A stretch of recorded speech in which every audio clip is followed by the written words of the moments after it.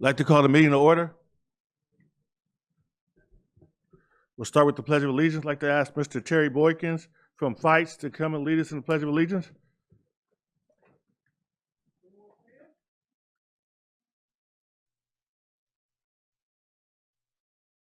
Of the United States of America and to the republic for which it stands, one nation.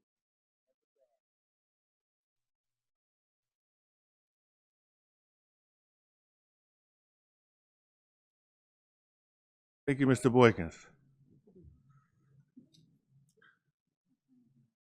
1.3, approval of the agenda. So moved. Second. Moved in second. Are there any changes to the agenda? It has been moved in second. Please vote, please. I'm sorry, I didn't hear who motioned and seconded. You motioned? Okay.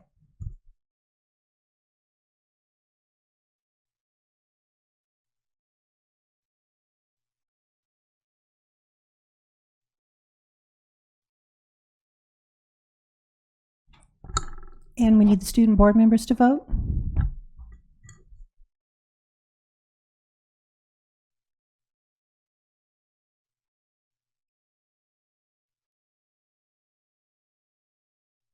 And we need to get votes from Ms.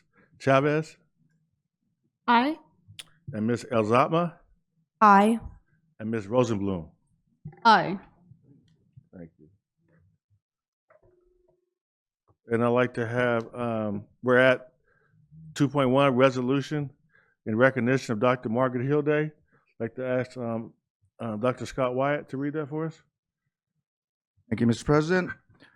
Whereas Margaret Bynum Hill was born on December 17, 1940 in Virginia, and whereas Dr. Margaret Hill grew to love education, earning a bachelor's degree from Norfolk State University, a master's degree in education administration from Cal State San Bernardino, and a doctorate from the University of Redlands.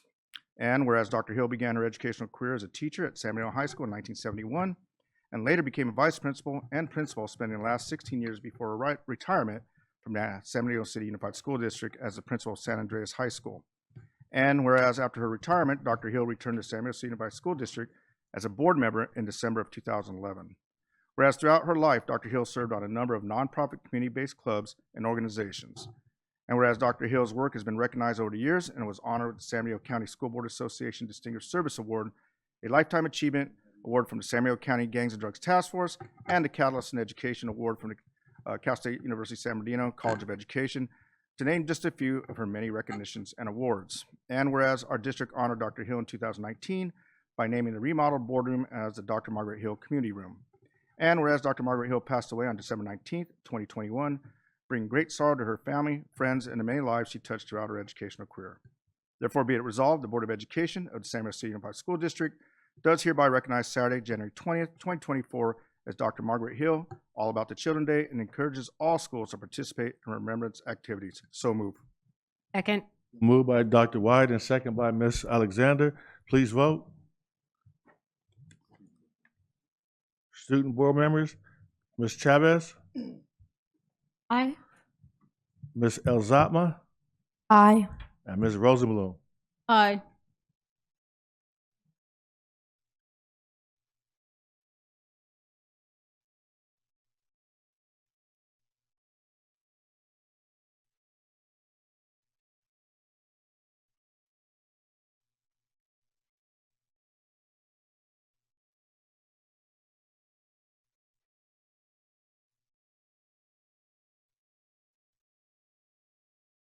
Motion carried. 2.2, resolution in recognition of Ronald Reagan Day. Ms. Grande.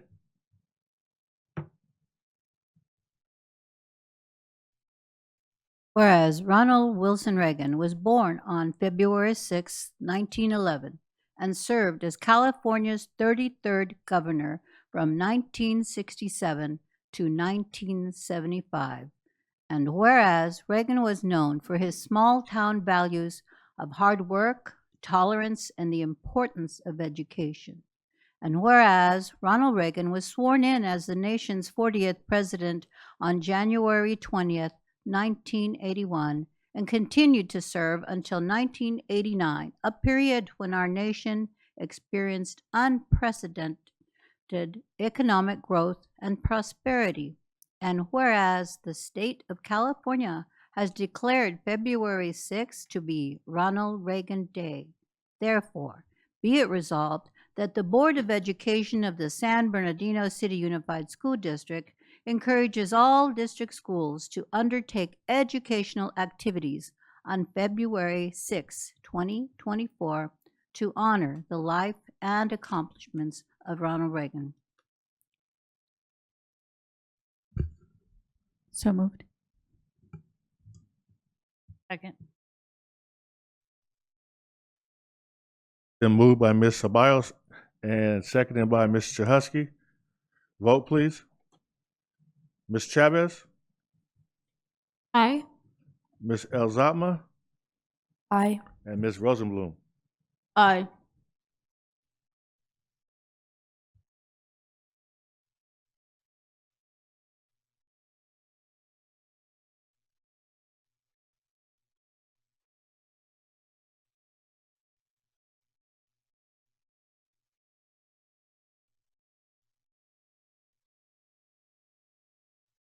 Motion carried. 2.3, resolution in recognition of National School Counseling Week. Ms. Chahusky, would you read that for us, please? Thank you. Whereas school counselors are actively committed to helping students explore their abilities, strengths, interests, and talents as these traits relate to career awareness and development, and whereas school counselors help families focus on ways to further the educational, personal, and social growth of their children, and whereas school counselors are instrumental in helping students, teachers, and families deal with personal trauma as well as the tragedies in their communities and the United States, and whereas the 2024 theme, School Counseling, Standards-Based Student Focus, shines a light on the fact that school counselors have an important role in maintaining standards for student success, therefore be it resolved, the Board of Education of the San Bernardino City Unified School District joins California and the nation in recognizing February 5th through February 9th, 2024 as National School Counseling Week, and encourages all schools to promote awareness of the role school counselors play in preparing students for fulfilling lives as contributing members of society. So moved. Second. Been moved by Ms. Chahusky and seconded by Dr. Wyatt. Vote, please. Ms. Chavez, Aye. Ms. Elzatma, Aye. and Ms. Rosenblum. Aye.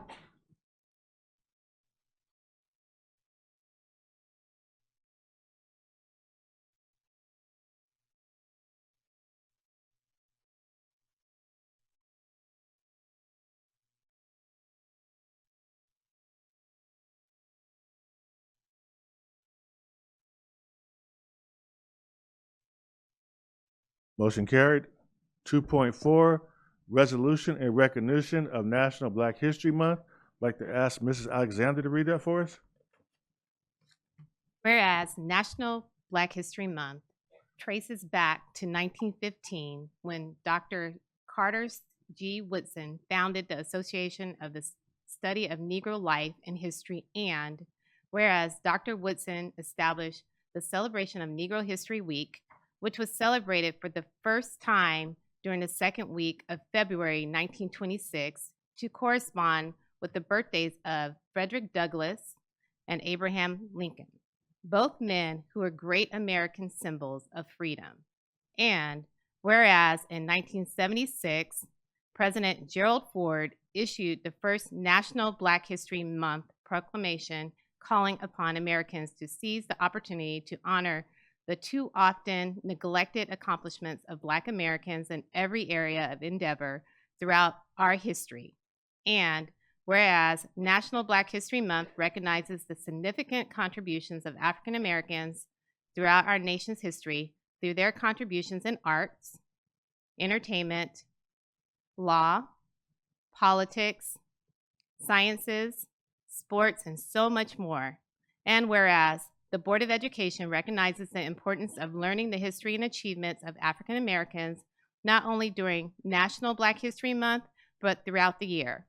Therefore, be it resolved, the Board of Education of San Bernardino City Unified School District declares the month of February of 2024 to be the National Black History Month and encourages educators, students, and families to learn about the heritage and achievements of African Americans through appropriate programs and activities. So moved. Second. It was moved by Mrs. Alexander and seconded by Ms. Medina. Vote, please. Ms. Chavez, Aye. Ms. Alzatma, Aye. and Ms. Rosenblum. Aye.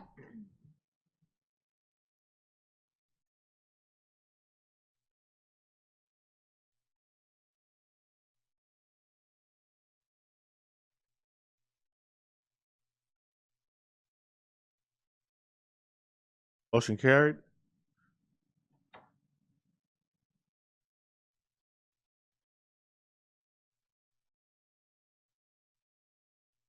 That brings us to Section 3.1, receive public comments. This is the only time the public will have an opportunity to address the board on items not on the agenda and within their subject matter jurisdiction, such as district policies, procedures, programs, services, or fiscal matters. Public comments are limited to 5 minutes per person.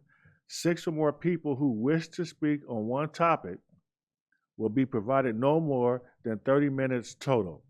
Speakers are cautioned that under California law, no person is immune from liability for making intentionally false or defamatory comments regarding any person simply because these comments are made at a public meeting. And our first public comment is Mr.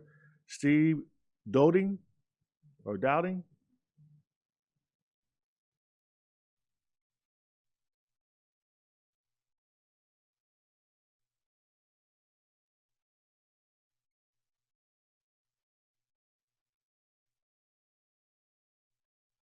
Sorry, first time on this. Sorry, guys.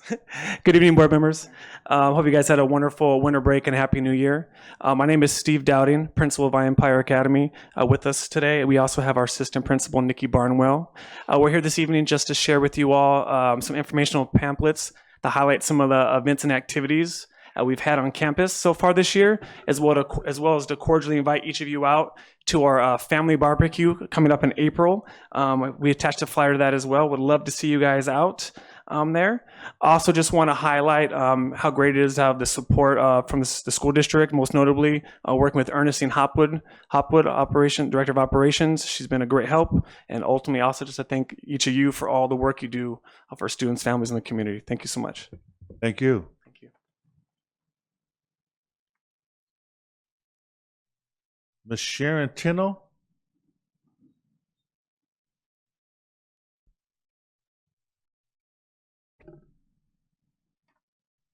Good evening, Superintendent, Board President, and school board members.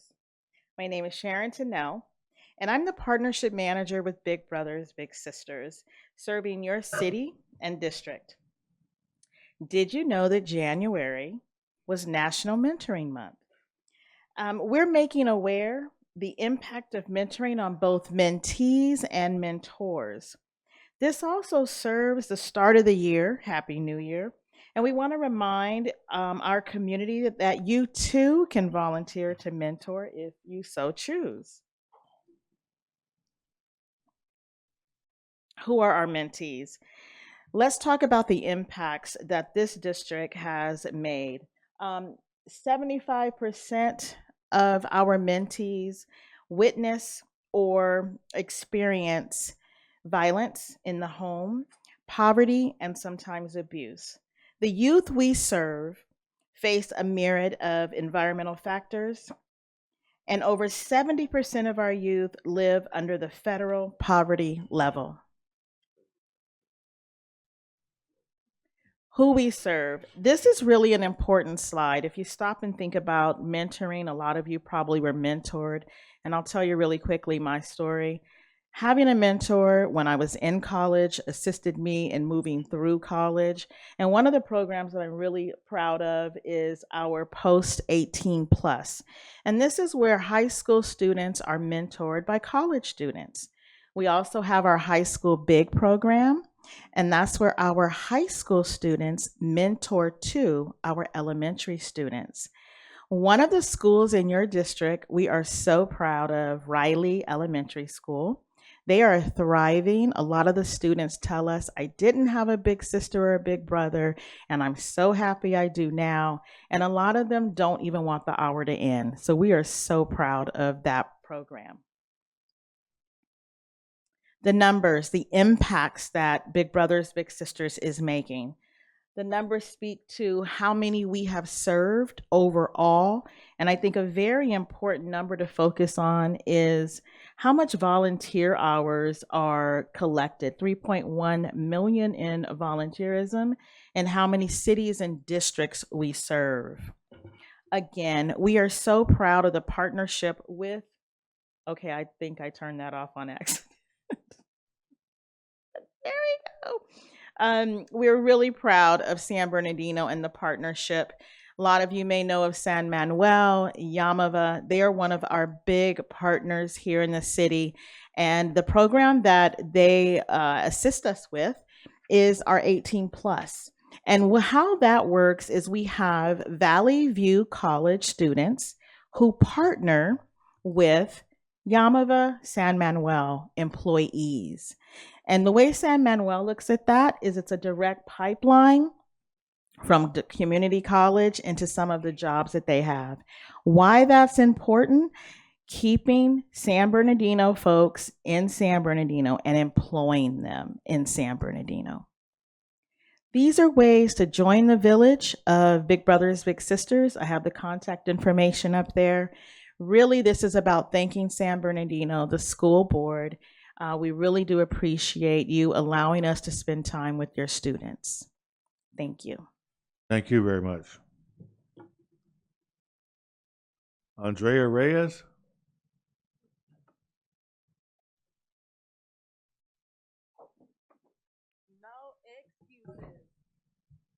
Yeah, this is Andrea Reyes. She's a junior at Cajon High School.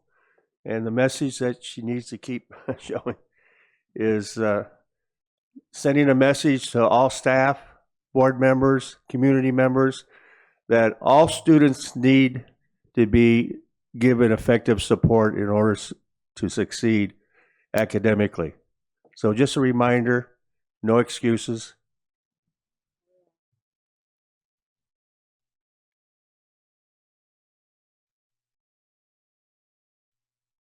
That was Gil Navarro?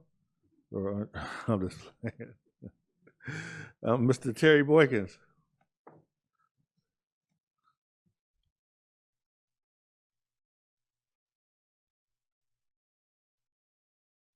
Happy New Year, board president, board staff, staff, students.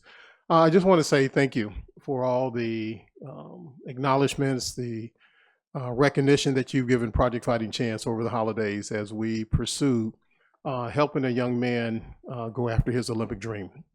And as you all may know, that Terrible Terry Washington, which is alumni of San Bernardino City Unified School District, has done that. He went undefeated in the 2024 Olympic trials and was also, thank you. Terry was also awarded the most outstanding Olympic boxer throughout the trials, which is an incredible accomplishment for him to have achieved at any level with regards to his pursuit as an athlete. I know him and Jayden Daniels have been in contact with each other back and forth, complimenting and congratulating each other and representing the Dino, which is kind of excitement from Heisman Trophy to Olympic team right here from San Bernardino. But I also want to share with the board and the community that we know at Project Fighting Chance every day, the likelihood of someone reaching that level is not very high.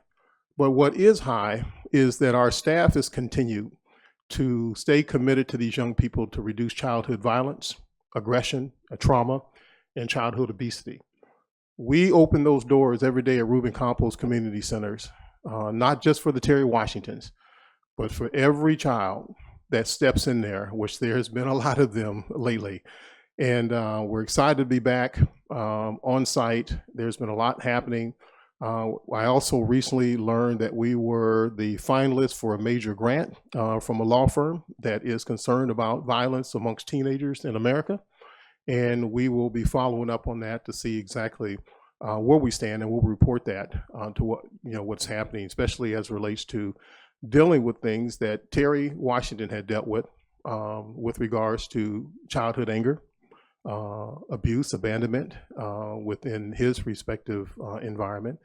And Terry is a product of your very own CAPS program. This is not some young man that's from a private gym and has personal trainers that are coming in to work with him to help get to the Olympic trial. This is an after-school kid that has gone on to reach the highest level in amateur boxing without a challenge. And we do have another young man that's going to be coming up who is also a product of the EXL, the CAPS program.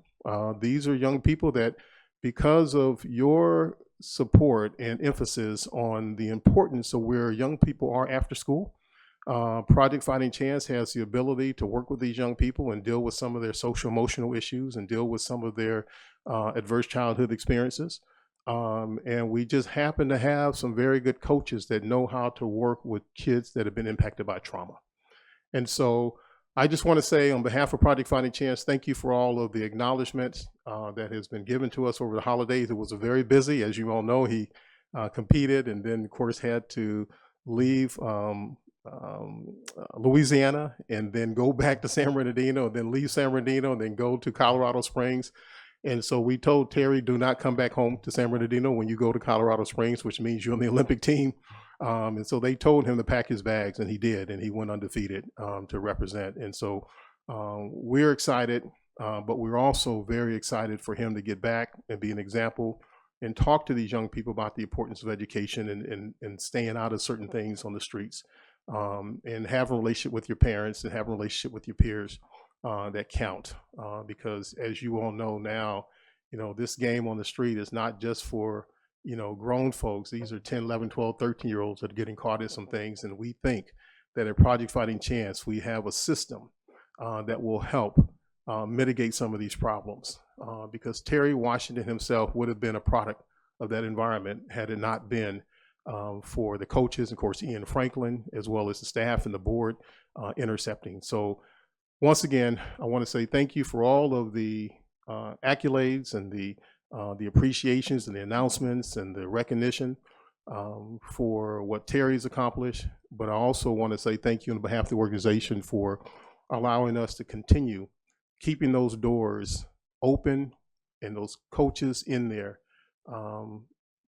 to be available with those kids when they walk in there at 3 o'clock in the afternoon. Thank you very much. Thank you, Mr. Boykins. I think it's important for everyone to know that the board plays a large role in the relationship that we have with a lot of the nonprofits. I can remember Ian Franklin. Well, I worked with Ian doing CETA back in the 70s, so I knew him then. But then I was introduced to him when he wanted to do the Fights program. And my late frat brother, Greg Ball, Greg. Greg called me and said, he is looking for a building. And he's been put out of the building he had. And that was to start our relationship and continue Fights. And from there, I can't tell you how many calls we made and worked behind the scenes and make sure you guys have facilities. And then to see you roll into the CAPS program. But you guys were doing Fights before you were part of CAPS.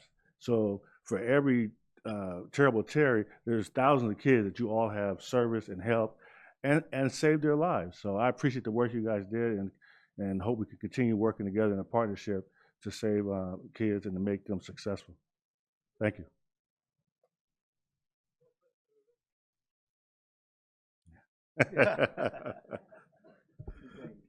I'm a lover, not a fighter. That brings us to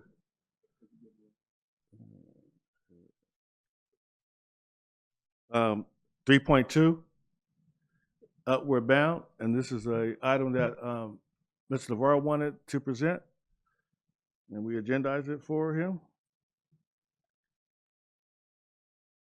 Good evening, Board President Danny Tillman, Myra Sabalas, Board Vice President, board members, staff, community members. this evening. And I wanted to congratulate Danny Tillman as being our new president and Maya Sabalas as our new vice president. Congratulations. Thank you.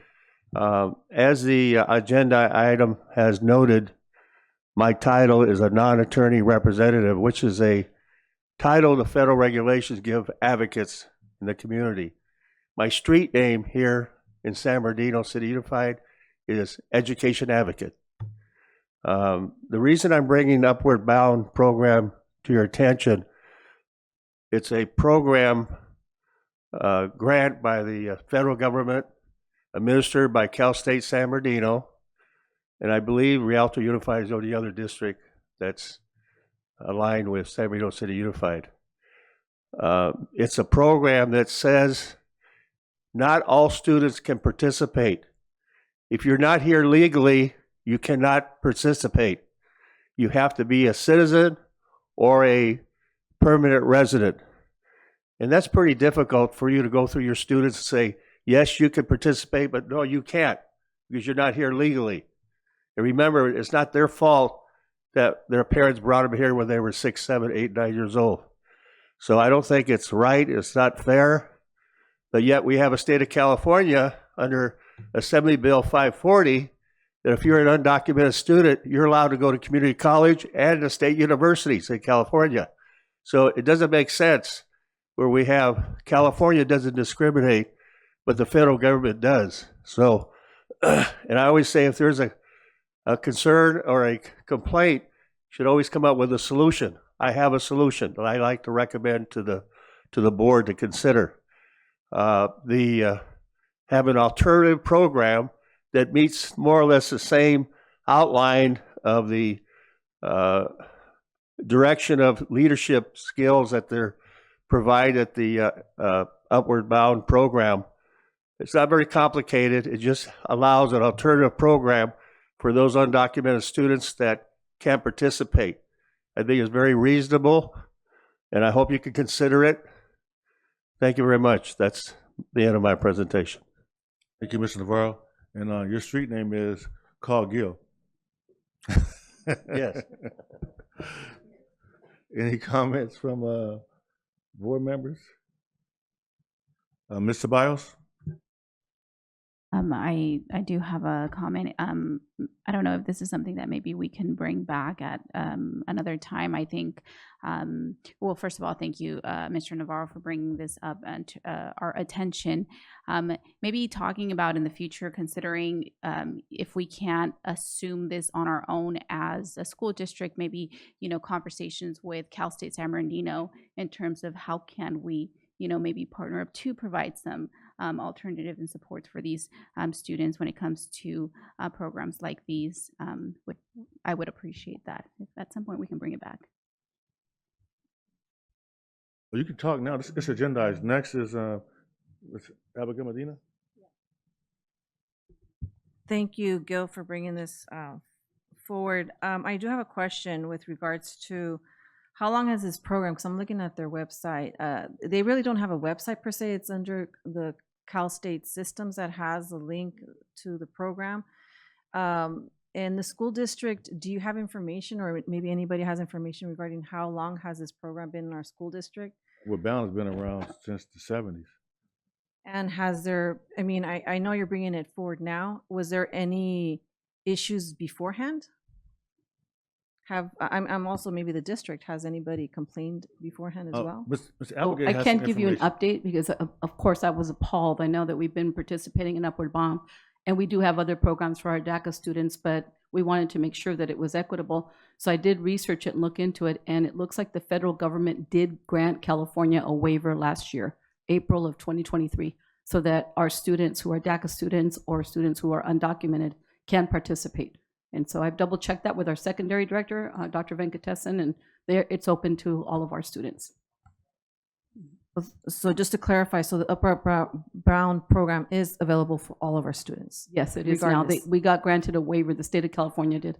Okay. The problem is on the application, there's no reference to that. So, Yeah, there is a new application, Mr. Navarro. I'll provide Oh. that for you. okay, you can provide it to your staff because I'm not the one interacting with the students, but I think that's where I'm concerned about is that the staff is aware that there is, if there is a waiver. I'm not aware of it. Yes, thank you. You agendizing the item that we researched it and found this new information, so now those students are eligible. Yeah, what I'm concerned is, when you look at the application that's circulating now, it doesn't allow them to participate. So if we could replace that with this new I application. agree. Okay, thank you. Thank you. Yeah, and I just wanted to finish. I do appreciate the fact that we are bringing this forward because it is, and I, as my board members also believe it's not equitable that we're not able to provide these services for our students. And so if, I'm wondering, is there a way to catch other programs? Because if we didn't know that this was in their application, I mean, maybe there's other programs that also limit, students to participate. So maybe we should look into that. Thank you. Thank you. And that brings us to section 4, closed session. Are there any closed session public comments, Ms. Cunningham? There are none. We will convene to closed session. We're at section 5, action reported from closed session. 5.1, approval of high school principal, Cajon High School. Be it resolved that the Board of Education approve the appointment of the following employee: Christopher Jackson, high school principal, Cajon High School, effective date, work, year, and salary to be determined, funding 035. I heard a motion by Ms. Chahusky. So moved, sorry. Second. And second by Dr. Wyatt. Vote, please. Ms. Chavez? Aye. Ms. Elzatama? Aye. And Ms. Rosenblum? Aye.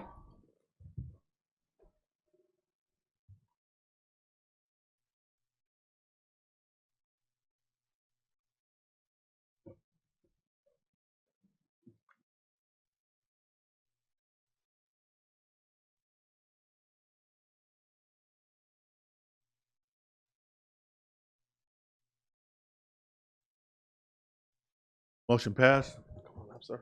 Dr. Funches? Hey. Board President Tillman, Vice President Ceballos, and Board, I have the honor of introducing our next principal at Cajon High School, Mr. Christopher Jackson. Has an incredible story, so I won't take it from him. Is a Cajon graduate. Ready to come back home and do very good work, equity warrior. I turn it over to Mr. Jackson. Well, first of all, I just got to say what an honor it is to be here tonight. I think I'm another example of a homegrown San Bernardino dream come true. First of all, I just want to say thank you to my family, who a lot of them are here tonight, for supporting me. If you'd have asked me 28 years ago when I was walking the halls of Cajon if this was going to be in my future, I'd have thought you were crazy. But I just can't tell you enough how appreciative, how humbled, how grateful I am for this opportunity. All the panel members that were on the interview, thank you for the opportunity to live out my dream. The district administration, Superintendent Arellano, board members, community members, our community, my community. I'm just so proud of this opportunity. I'm grateful. And again, I won't do you wrong. You won't regret it. Thank you, guys.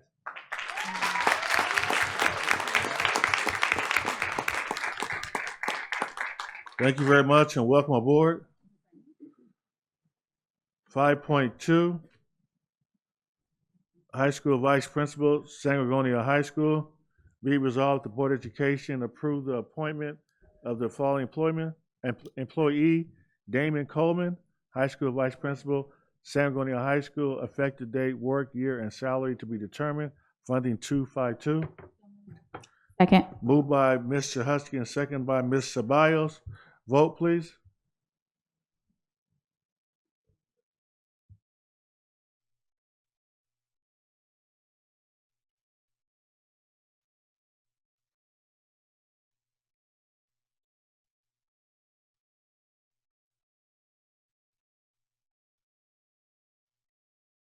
Motion passed. Dr. Funches?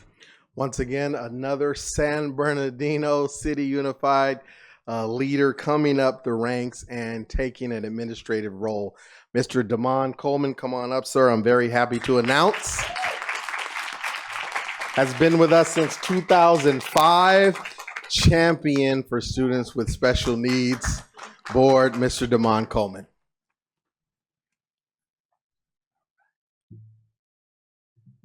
Superintendent Ariano, esteemed members of the board, I'm both honored and thrilled to be selected as vice principal for San Gorgonio High School.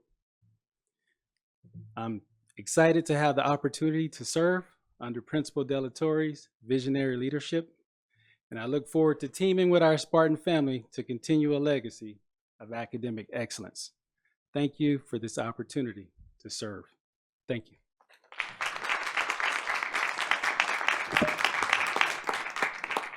Thank you and welcome aboard.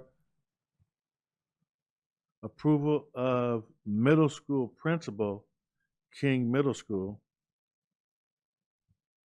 Be resolved that the Board of Education approve the appointment of the following employee: Ernesto Cayos, middle school principal, Martin Luther King Middle School, effective date, work, year, and salary to be determined, funding 035.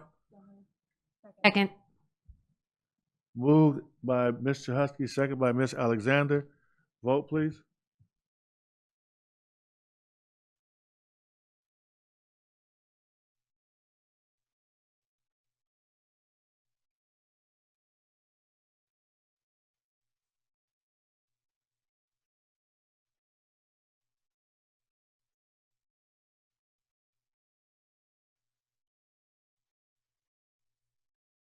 Ms. Rosales Medina?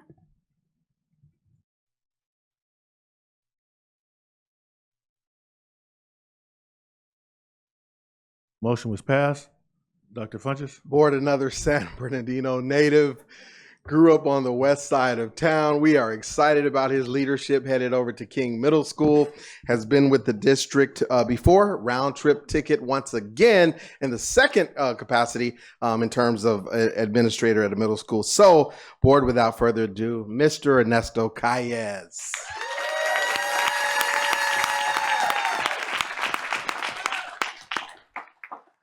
Board President Tillman, Madam Vice President Ceballos, Board Superintendent Ariano, Cabinet, and staff. It is my honor to come back home to San Bernardino. Growing up on 6th Street in Mount Vernon, I'm very pleased to be able to come back home and to really support and work closely with the teachers, the staff, the students to create some amazing goals, to set a high watermark. I look forward to reaching those together, working collaboratively with that team. I want to thank my family who's watching at home, and my daughter Eli Cayes, who is the future San Bernardino employee one day. And I look forward to that. But thank you so much for the opportunity. Thank you so much for allowing me to continue to serve this community, and thank you so much for blessing me with another school. So thank you so much, and I wish us all the best of luck.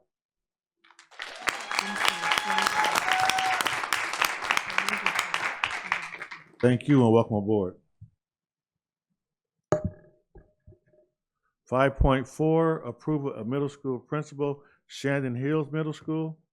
Be resolved that the Board of Education approve the appointment of the following employee: Persida Torres, middle school principal, Shannon Hills Middle School, effective date, work year, and salary to be determined, funding 035. Second. Been moved by Ms. Zahusky and second by Ms. Ceballos. Vote, please.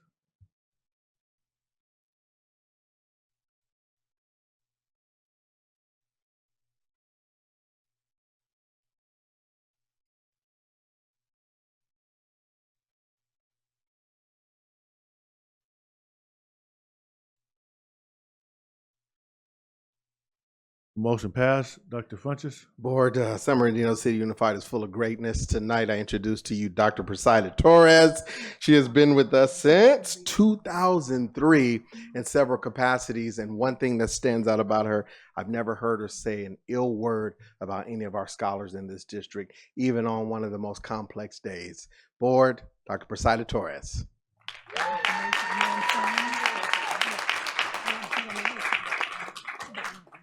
Good evening, everyone. I want to thank the board, Superintendent Ariano, the cabinet members for this amazing opportunity. I appreciate all of you for having the faith in me to lead the Shandon Hills team. As I embark on this journey, I want to reassure you that I'm going to lead with love and compassion as I continue to work with the great things that Shandon Hills is already doing and also celebrating their successes. So in closing, thank you, God bless, and good evening.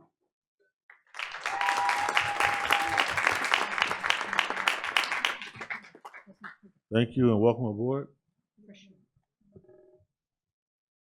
5.5, approval of elementary school principal, Cole Elementary School. Be resolved that the Board of Education approve the appointment of the following employee: Amanda Manja, elementary school principal, Cole Elementary School, effective date, work year, and salary to be determined. Funding 035. Move. Second. Been moved and second. Moved by Ms. Alexander and seconded by Ms. Shahusky. Vote, please.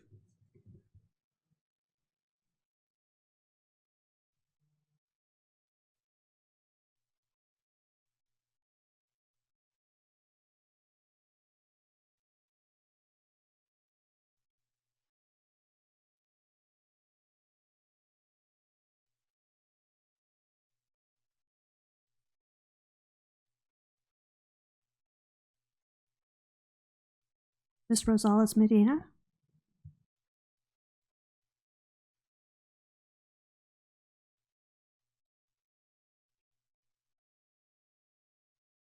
Dr. Funches, please pronounce her name properly. And the will motion do. did pass. Thank you. So, board, I do introduce to you Mrs. Amanda Manjares. Took me a few times to get that correct. I think I got it right about now. And another leader, excellent leader, returning back to San Bernardino City Unified. Started here in 2006, has become a vice principal in another school district, but excited about the opportunity to return. Mrs. Manjares. Thank you, Superintendent Ariano, board, cabinet. Thank you for the opportunity. I'm so grateful for it. I'm coming home. I'm excited. I too am a product of San Bernardino Schools, Cajon High School. I am coming back. I served for 16 years here in SBCUSD as a teacher as well as a program specialist with elementary instruction. So I'm really excited. I live in this community. This is home. So I just wanted to say thank you. And I'm excited to start in a new capacity at Cole Elementary. Thank you.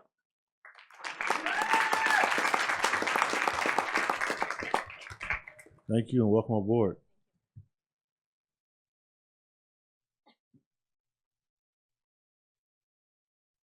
Five 5.6, no, we're at 5.7. Okay, 5.6, approval of elementary school principal at Cypress Elementary School.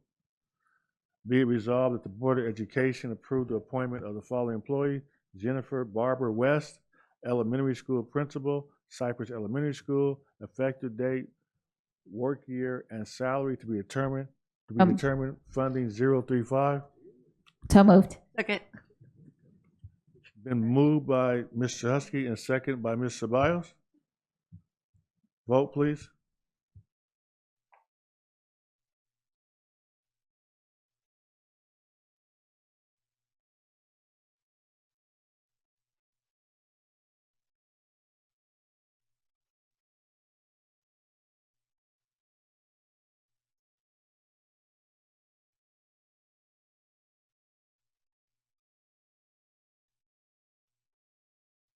Ms. Grande?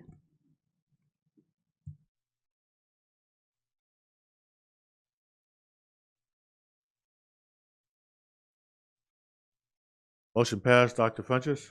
Board, once again, another fabulous San Bernardino City Unified School District manager being promoted to principal. And I will say this, in talking with the staff at Cypress Elementary School, they're excited as well about the leader coming on board, moving up from VP to principal, Mrs. Jennifer Barber West.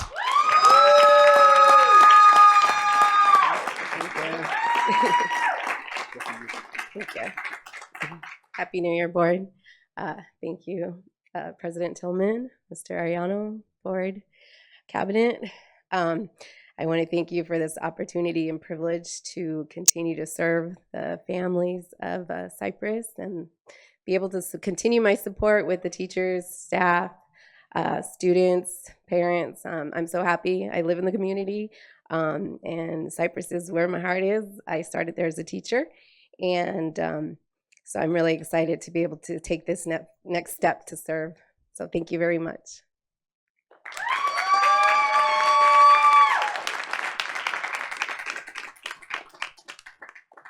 Thank you and welcome aboard.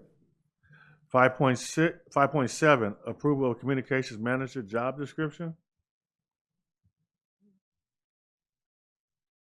So moved. I was waiting for him to leave. Been moved Second. and second. Vote, please. And it is be it resolved that the Board of Education approves the job description of the communications manager.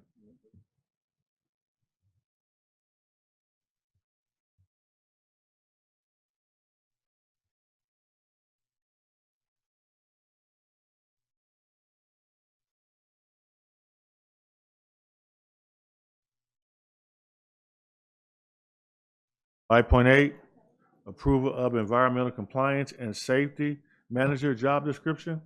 Be resolved that the Board of Education approves the job description of the environmental compliance and safety manager. So moved. Second. So moved by Mr. Husky and second by Dr. Wyatt. Vote, please.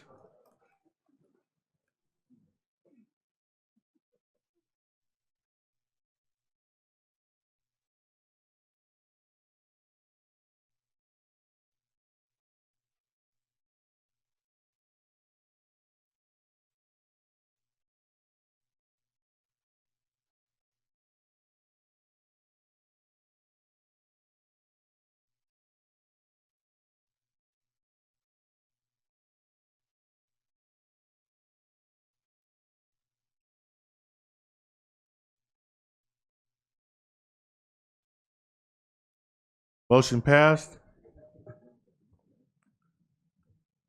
Expulsions. Be resolved, the Board of Education accepts and adopts the recommendation and findings of the hearing panel based on a review of the panel's finding of facts and recommendations, and orders the expulsion of the following students with identification numbers as listed below in accordance with the board rules and regulations and in compliance with Education Code Section 48900. So move. Second. Been moved and second. Vote, please.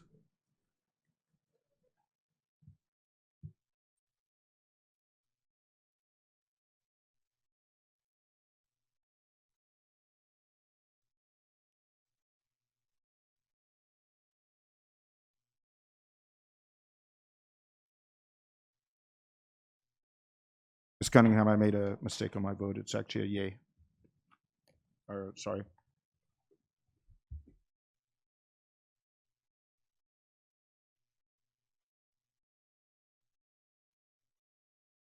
Motion passed. Item 5.10, lift, readmit of expulsion of students. Be resolved that the Board of Education authorizes the readmission of the following students with identification numbers as indicated below to schools of San Bernardino City Unified School District in accordance with the board rules and regulations and in compliance with the Education Code Section 48900. Move. Moved by Ms. Alexander Second. and second by Ms. Ceballos. Vote, please.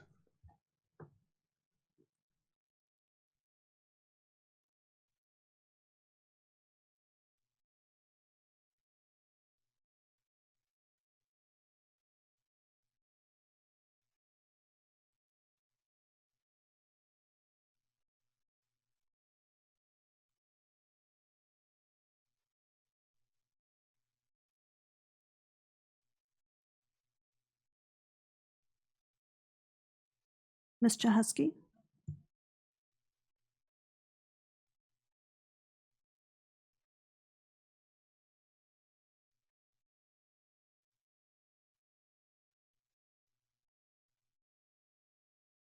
Motion carries. 5.11, petition to expunge, rescind, sealing a record, or modify youth court or expulsion. Be it resolved, the Board of Education authorizes the expulsion and/or youth court modification, expungement, or rescinding of the following students with the identification numbers as indicated below to schools of the San Bernardino City Unified School District in accordance with the board rules and regulations and in compliance with Education Code Section 48900 as amended. So moved. It's been moved by Ms. Ceballos and seconded by Ms. Chahusky. Vote, please.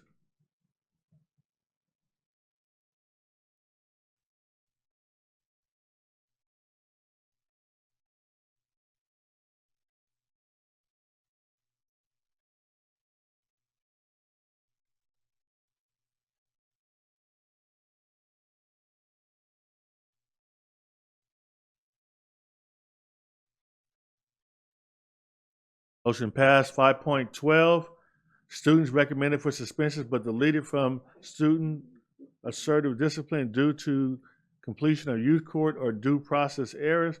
Be it resolved, the Board of Education approves the following student was recommended for suspension, but the suspension was deemed inappropriate based on due process errors, insufficient evidence, and/or the availability of other means of correction in compliance with Education Code Section 48900. Therefore, although they were recommended for suspension, the suspension was reversed or modified. Move. Second. It was moved by Ms. Alexander and seconded by Ms. Ceballos. Vote, please.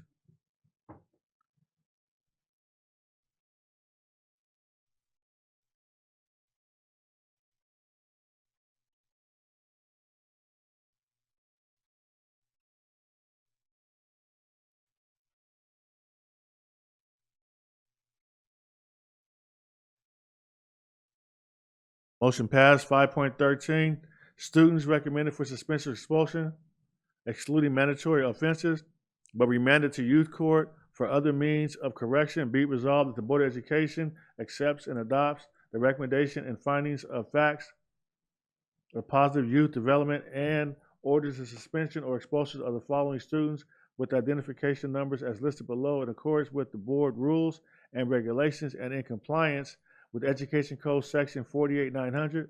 The students identified below were found to have committed a violation of Education Code Section 48900 for which a referral for expulsion is mandated. However, the principal found that due to particular circumstances, expulsion is inappropriate. So moved. Second. Moved by Ms. Ceballos and seconded by Ms. Alexander. Vote, please.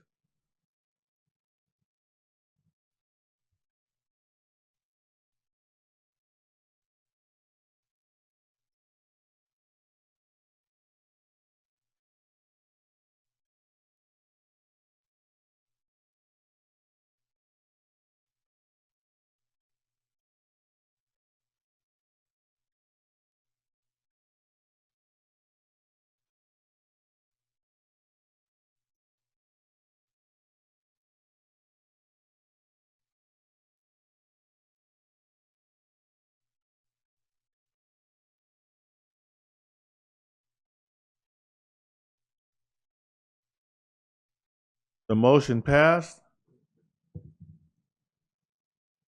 That brings us to section 6, student board members.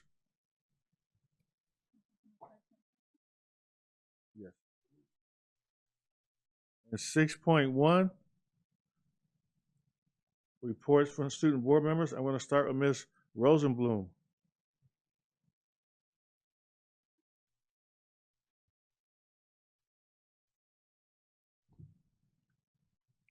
I don't know.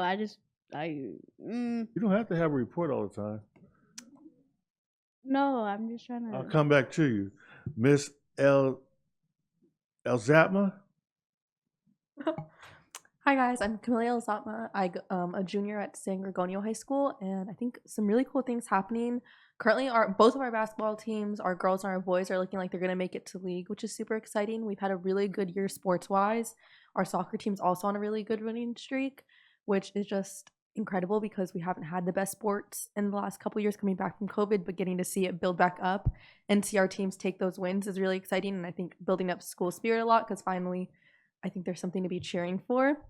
A really exciting is our academic team has their competition coming up. If you guys don't know academic decathlon, we study and compete based on whatever subject or material we got for that year. So this year's theme is technology. So I'm super excited to see what our team does this year. I'm feeling really good about it.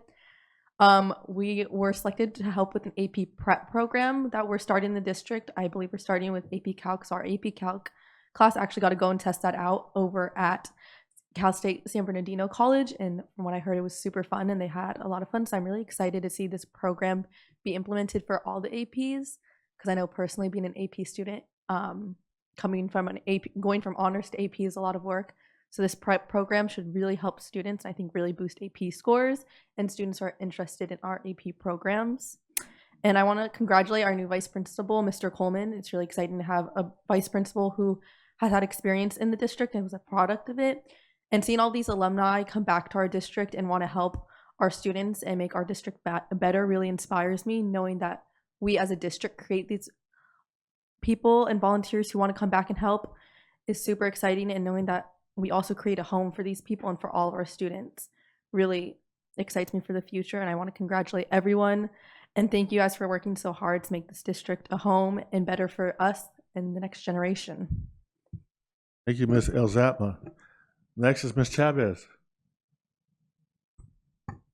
Good evening, board and community members. My name is Ana Victoria Chavez. I am a junior at San Bernardino High School. I would like to start off with mentioning that San Bernardino High School is having a Lunar New Year winter formal on February 10th at the Arrowhead Country Club. We are also having auditions for our spring theater show. At my next board meetings, I'll come back with the date and I'll invite the community to join us.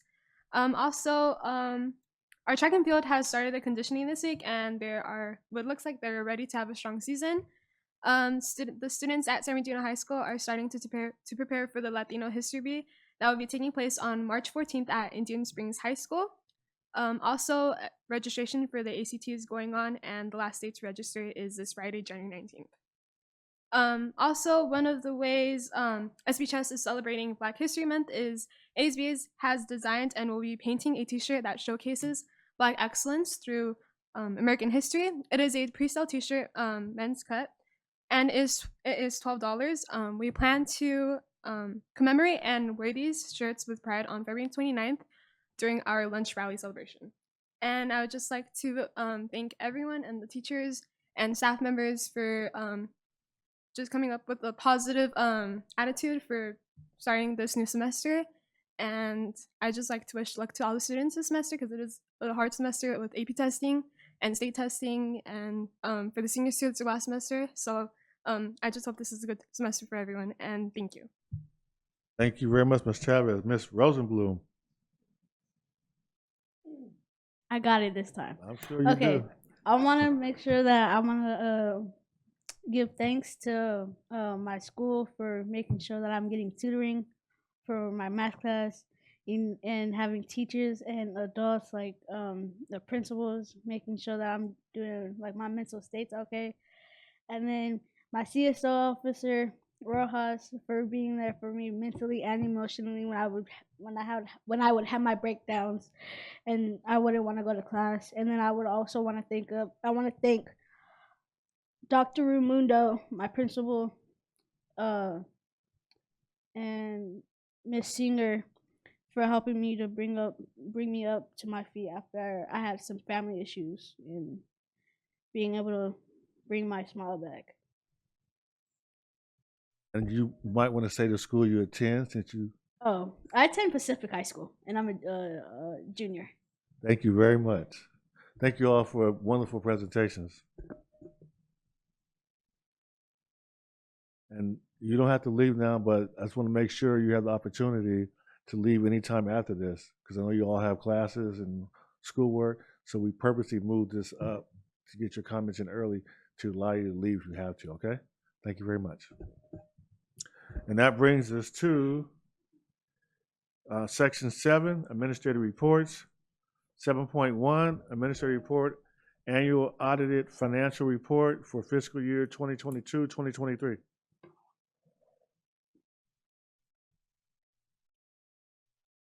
Board, tonight we have Mr. Bobby Patel from Eide Bailly and Mr. Jim Cunningham from Accounting Services, who will be presenting a brief overview of the financial statements for that time period. Thank you so much for having me today, board members, members of the cabinet. I'll go over the district's financial statements and the audit report. Before I get started, I usually like to start with defining what an audit is. It's basically a process designed to provide a reasonable assurance whether the financial statements are free of material misstatements. And the way we get there, it's through a risk assessment approach of the district's internal controls and processes, and ultimately testing a sample based on a selection criteria we determined. That being said, the first page I want to draw your attention to, it's called the Summary of Auditors Results. It's page 128 if you're looking at a printed copy, or a PDF scroll page 136.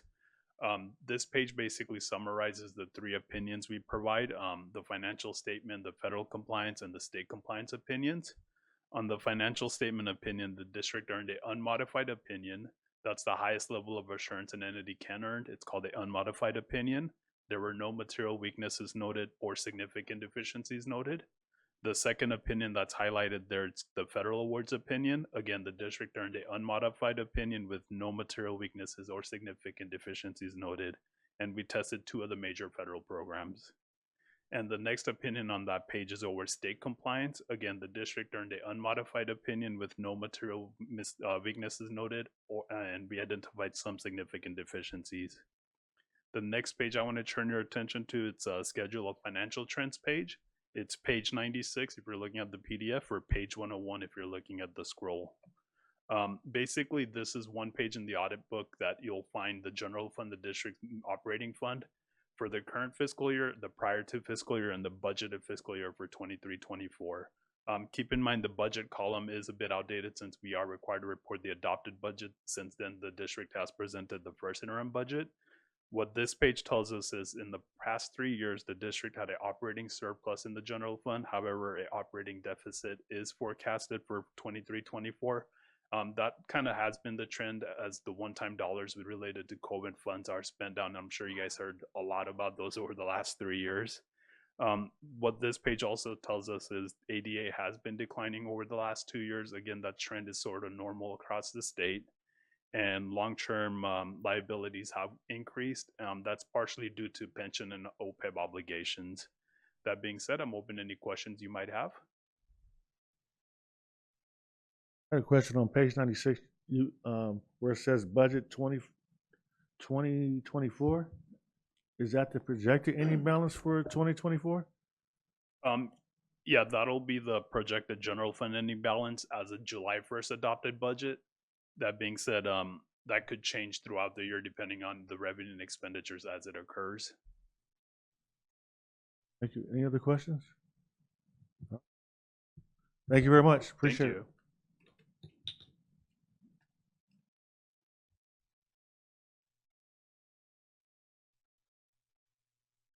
That brings us to 7.2, administrative presentation, student achievement data. We do have one public comment from Ms. Linda Hart.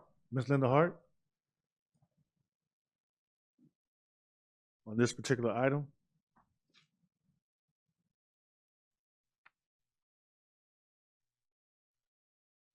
To the superintendent, the president of the board, and the board members. Basically, I came for another reason, but after looking at the data here, I had to speak on behalf of concerns. Coming to the board for many years, even when Francis Grice was coming, I would think by now many of the data that we're going to hear today would have had it improved.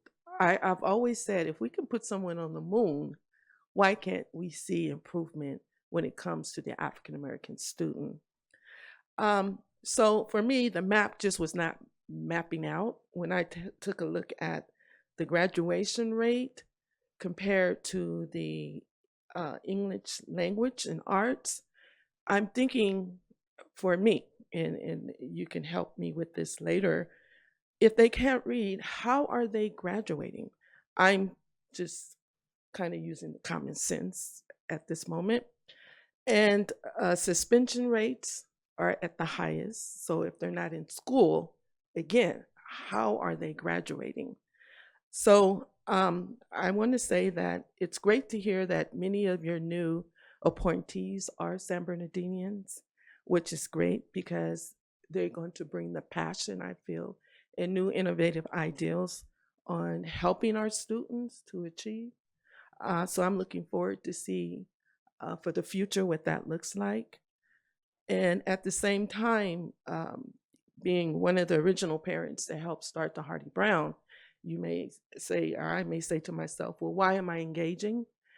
Because I really, don't have to. But my daughter had enrolled my grandson into San Bernardino Unified School District.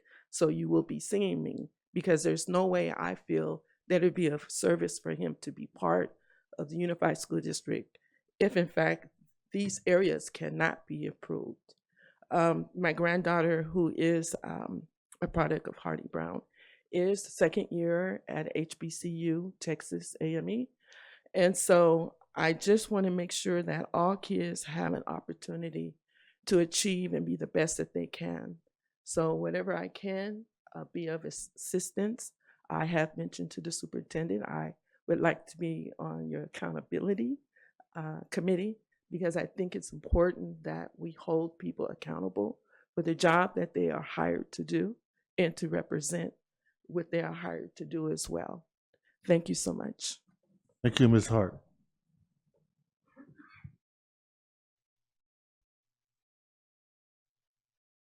Good evening, Board.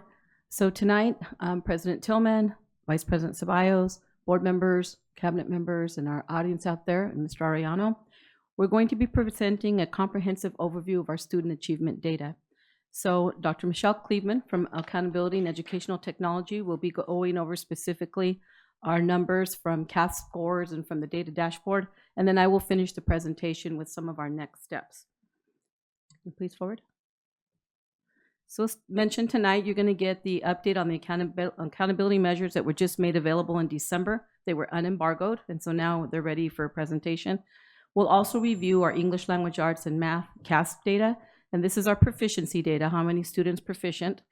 And then you will also get a review of the performance of our major student groups. And then, like I mentioned, we will end it with a discussion on our next steps board. So I will go ahead and then talk a little bit about in our driver's slide, some of what stood out to us. So if you can, okay, thank you. We did meet our 95% participation requirement. That's always a great thing. Our schools were up for testing and did a great job. We also showed growth in our math proficiency. We had some slight growth in most of our student groups, as you will see, as compared to previous years. We did, however, show a slight decline in English language arts in our student achievement groups. And we also, we have a growth in some of our data dashboard metrics, as you will see.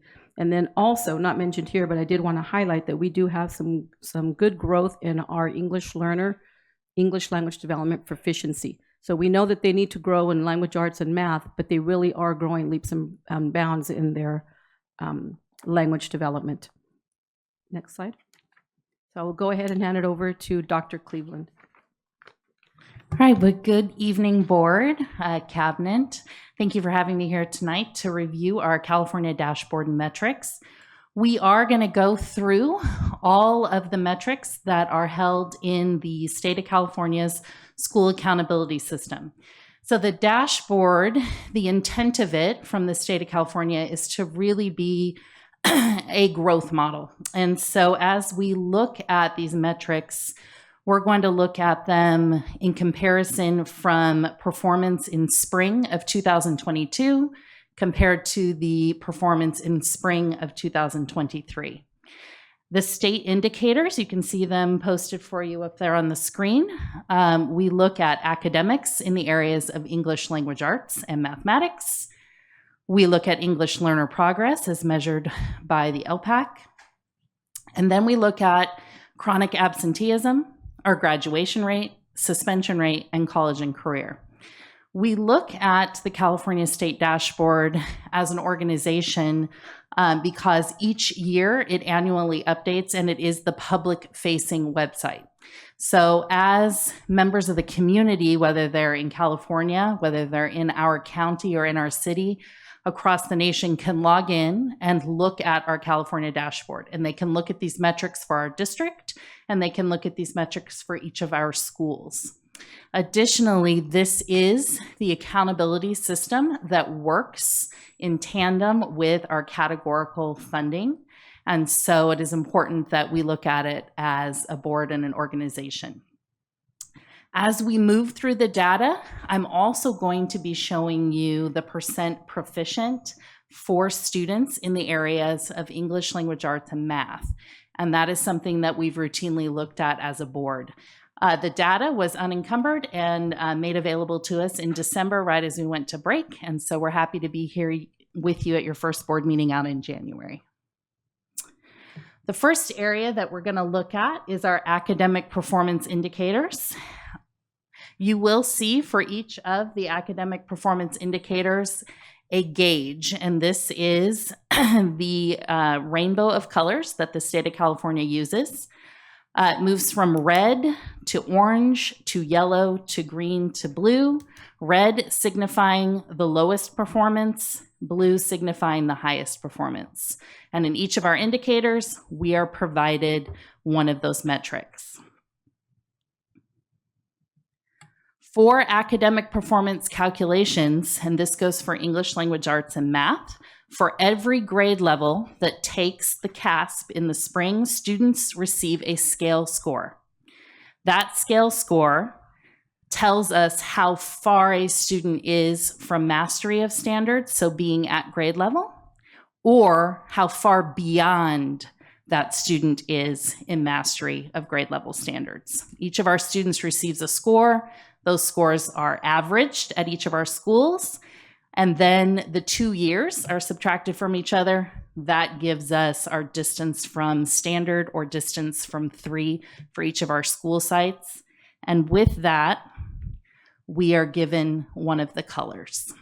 And so we're going to take a look at each of our major areas and our student groups for the dashboard. So what you see on the screen right now is our academic performance for English language arts. As an average, district-wide, we are 49.7 points below standard.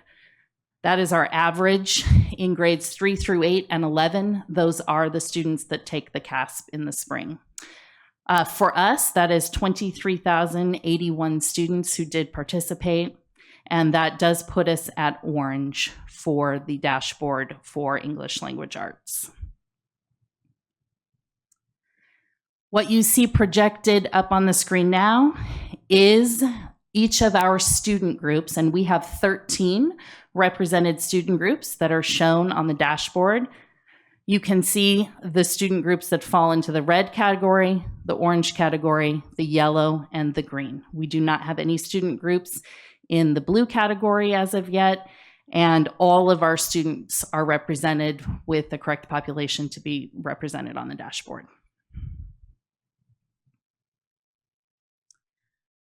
So this is the growth model, and as students make growth in the area of English language arts, our hope and what we're monitoring at the school sites is that we're moving them from red to orange, from orange to yellow, and so on and so forth.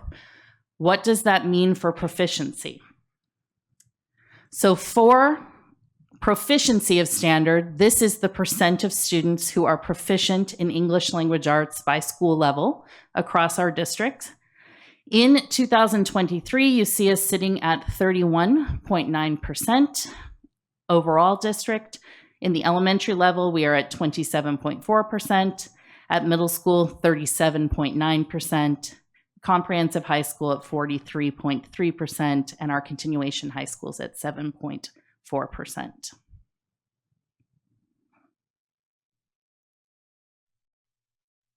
When we look at our student groups by program, we look at English learners, socioeconomically disadvantaged, students with disability, foster youth, and homeless. And you can see those numbers represented on the screen for proficiency. The red line that appears is the line that designates the county average for CASP, for ELA.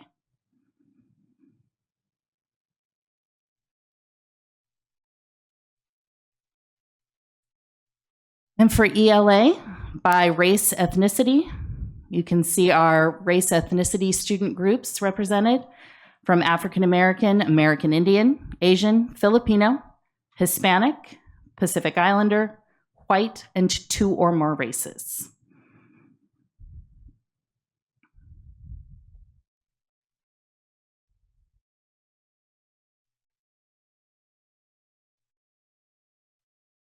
And when we look at comparison to local and similar districts, these are going to be districts that are similar size and demographics based on a few of our linking studies that show us that these are comparison districts that we look at and we continue to track. You see them ranging up there all the way to Long Beach, Riverside, Compton, Fontana, Palm Springs, Fresno, Oakland, Moreno Valley, Rialto, and Santa Ana. We will take a look at these districts as we look at math and as we look at progress for our English learners as well. Up at the top of that particular slide, we have also put the gauges where those particular districts tested and showed growth for English language arts. As you can see across the state, English language arts was fairly stagnant. There was not a tremendous amount of growth in proficiency. Many of the districts saw a decline. And so most of our districts across the state of California ranked in either red or orange for ELA growth on the dashboard.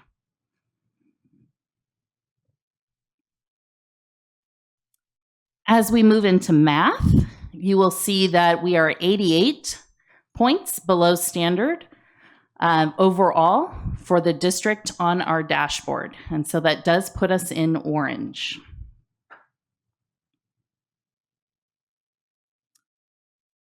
And for our student groups, this is where we are starting to see growth in our major student groups.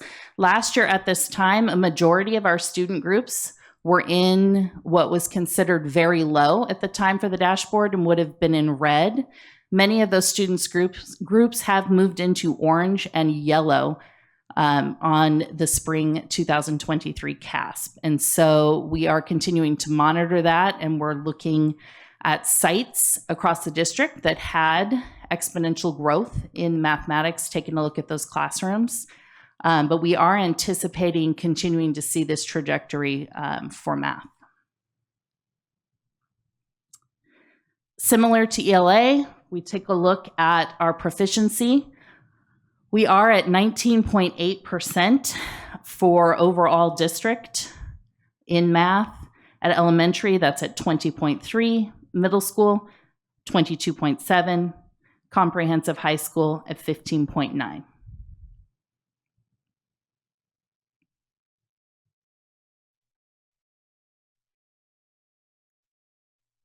And by program, you can see our English learners, socioeconomically disadvantaged, students with disability, foster youth, and homeless. And once again, the red line does continue to mean that is the county average line.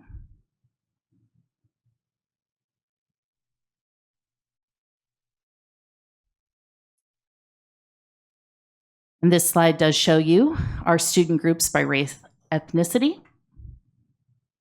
So our African American student group, American Indian, Asian, Filipino, Hispanic, Pacific Islander, white, and 2 or more races.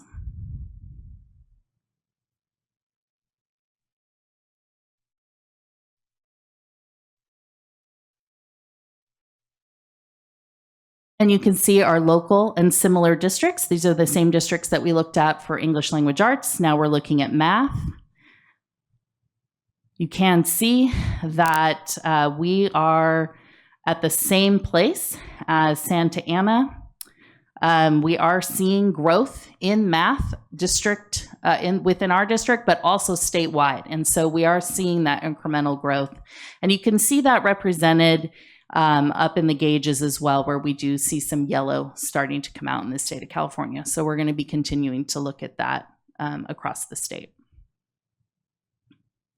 I am going to pause here, and we will take any questions that you might have about this particular set of slides before we transition to the next pieces.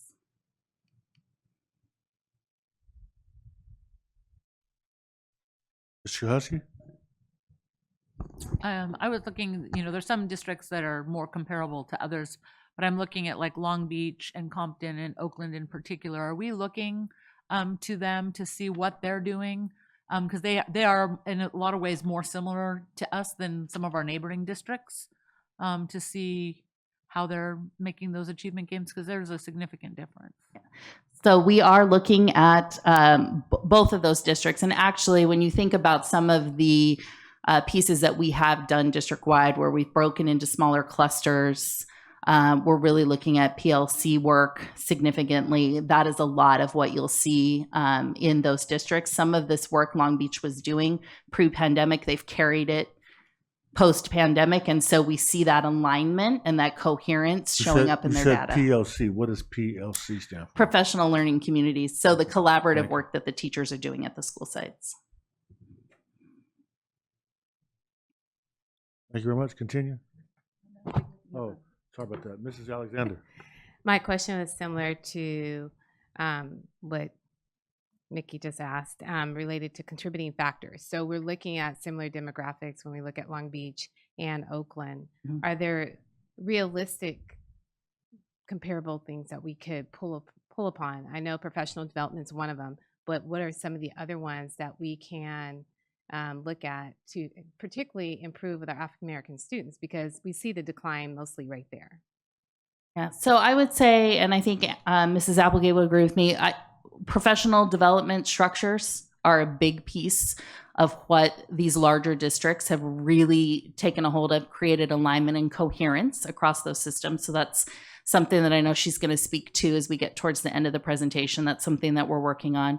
I think continuing to look at how they are monitoring their students and what those systems look like is something that this whole team is consistently looking at. And so as we pull that data out, kind of speak to our colleagues in other districts, we're looking for those replicable practices. Soriano? Thank you, President Tillman. Let's also not forget from my presentation from last week, one big difference between San Bernardino and some of these similar schools that have achieved a little better is that they've had consistent leadership over the course of the last 3 or 4 years. If you recall, in 4 years, we had 7 leadership transitions in the school district. Now, that's not an excuse, because I agree, we need to do better. And if you recall, the goal that we've given ourselves is 50-50-95, right? And we've also made a specific pledge to meet the expectation of our board policy for our African American student achievement, which was created in 2007. But with some consistency in our leadership, we're going to get there. But I didn't want to lose that point, that is a difference, noticeable difference between us and those districts at this moment. Thank you.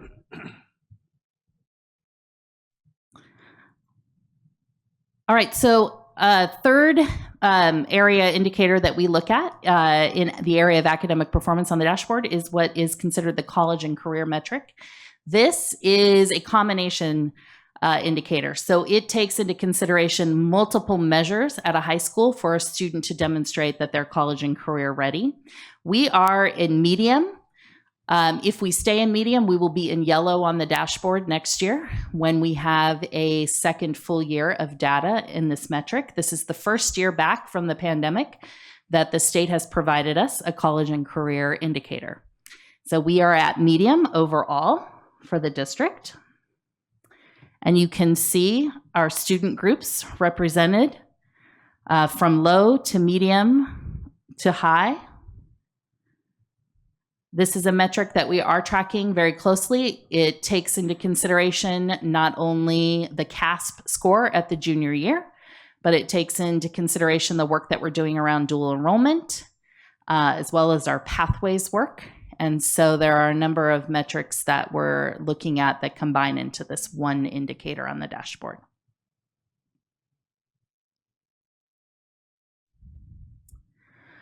English learner progress is a big bright spot in our dashboard. We are yellow, and we are at 48.5% of our English learners making progress. We are maintaining, which is what moved us to the yellow on the dashboard this year for English learner progress. You can see our performance across the district in this area. Overall, we're at 48.5%. At elementary, we're at 47.9%. Our middle schools are at 57.1%. And our comprehensive high schools are at 45.8%. And our continuation high schools are at 31.0%. When we do look at this comparison, we are at the top of our local and comparable districts. So you can see Moreno Valley and SBCUSD are up at the top of this one. This does have to do with systems and replicable practice that have been within the multilingual department for some time. And so we held those through the pandemic, and we're continuing to refine those. I do anticipate that we will probably move to green next year, if not the next year, in this area of the dashboard. I will pause there.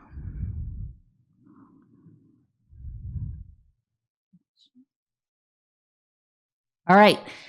As we move into the next area of the dashboard, we move into what they consider the academic engagement indicators. And we start with chronic absenteeism.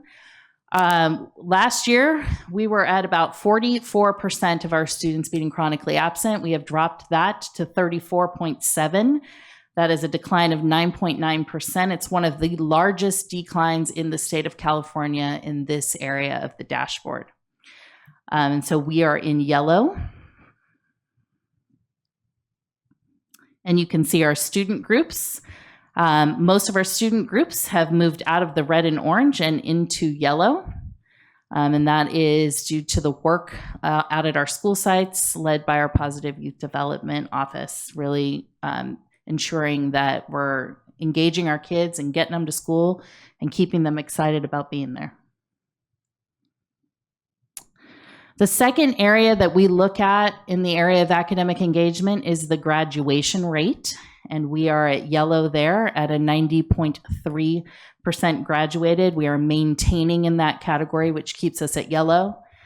If we do move to 90.4% graduated, we will move to green on the dashboard next year. And you can see our student groups. In the area of orange, we've got our foster youth and students with disabilities. Yellow, English learners, Hispanic, homeless, socioeconomically disadvantaged. Green, our African American student group and our white student group, and then our Asian group is in blue. We do not have a performance color for American Indian, Filipino, 2 or more races, and Pacific Islander, and that does mean that they fall below the threshold for reporting on the dashboard. And our final indicator that we look at is under what is considered conditions and climate, and that is suspension rate. We are at orange in suspension rate at 5.1%, and that is an increase of 0.3% from the previous year. We are continuing to monitor each of our student groups in the area of suspension, and you can see those up on the screen. We range from red to orange to yellow in the area of suspension. And those are our major indicators on the dashboard. We will look to the state to be releasing this comparison from 22 to 23 and 23 to 24, hopefully earlier in the fall than they did this year. Their intent is to move their release date up a month each of the next consecutive years until we get a final release date in August. So we're looking for November next year.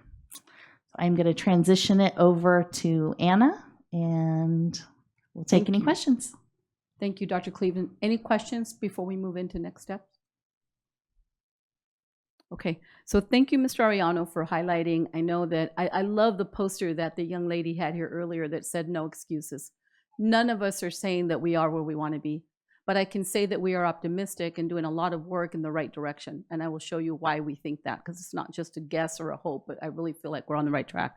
But having said what Mr. Ariano said about our leadership, even though that did change and we had inconsistent leadership over the last 3 or 4 years, we never wavered. We never wavered. We said we're going to look at research-based practices. Ms. Alexandra, we looked at other districts to see specifically what was working there as well. We know our population, and we really started to go to work and to craft what we need to do best by our students. And board, I know you remember, some of you were here back May of 2022, at the end of May, I proposed to you a pretty comprehensive plan of really providing support out at the school site and not having everything bloated and inflated here downtown. You were very proactive, very committed, and very supportive when you approved that plan. So not much has changed. So what I'm going to bring you today, you've heard, because we're not wavering. We don't want to mission drift. We know where we want to be, and we know how to get there. So I want to show you some highlights of some of the things. If you remember, that was 2022, that was May. The following school year, 2023, we spent an entire year. And thank you to Dr. Funches, thank you to Dr. Rodriguez, and you, board. We've got so many things in place last year. It was like hyperspeed, and you'll see in a minute. Very ambitious, but I'm proud to say that much of that is already well implemented at our school sites, and I've got to hand it to our administrators as well, our principals, and our teachers. Our teachers have been fantastic in really helping us to implement. So let's move forward. As you can see here, we've never wavered from our multi-tiered system of support that is research-based. We firmly believe all of our students deserve a very, very high quality Tier 1 instructional program. So at all of our school sites, we've implemented Universal Design for Learning, which is really helping our teachers to design those educational opportunities for each particular child so we can meet their needs, because we know that there are many gaps and all of our kids are different and they have different needs. So we've really embarked on that. Dr. Cleveland and her team have done a fantastic job bringing us into the 21st century. Mr. Tillman, you have been relentless about technology and making sure that our teachers have the technology that they need in their hands and that our kids are exposed to 21st century technology. So we absolutely are completely committed to that. And so Dr. Cleveland and her team and the IT department have been fantastic in making sure to have that educational technology at the highest levels for our kids as well. We've also really implemented quite a bit of small core instruction. We have personnel, as you'll see in just a little bit, that push into the schools, that pull small groups of kids, that come and they try to work with kids to meet their needs, whether it's our African-American student group, our English learners, or our mainstream students. So we have more than enough help at the sites now. And I can't tell you, just our CAPS, expanded learning, hats off to Dr. Rodriguez and her team. They have been absolutely stellar. This is the first time after years and years that I've been here that our CAPS, or our after-school extended learning program, has really gone hand in hand with the academics. They are really helping us in the after-school program. They know which programs our kids are being tutored with. They know what the standards are, and they are also adding additional academic support in the after-school program. And this is all Tier 1. This means all of our kids are getting that.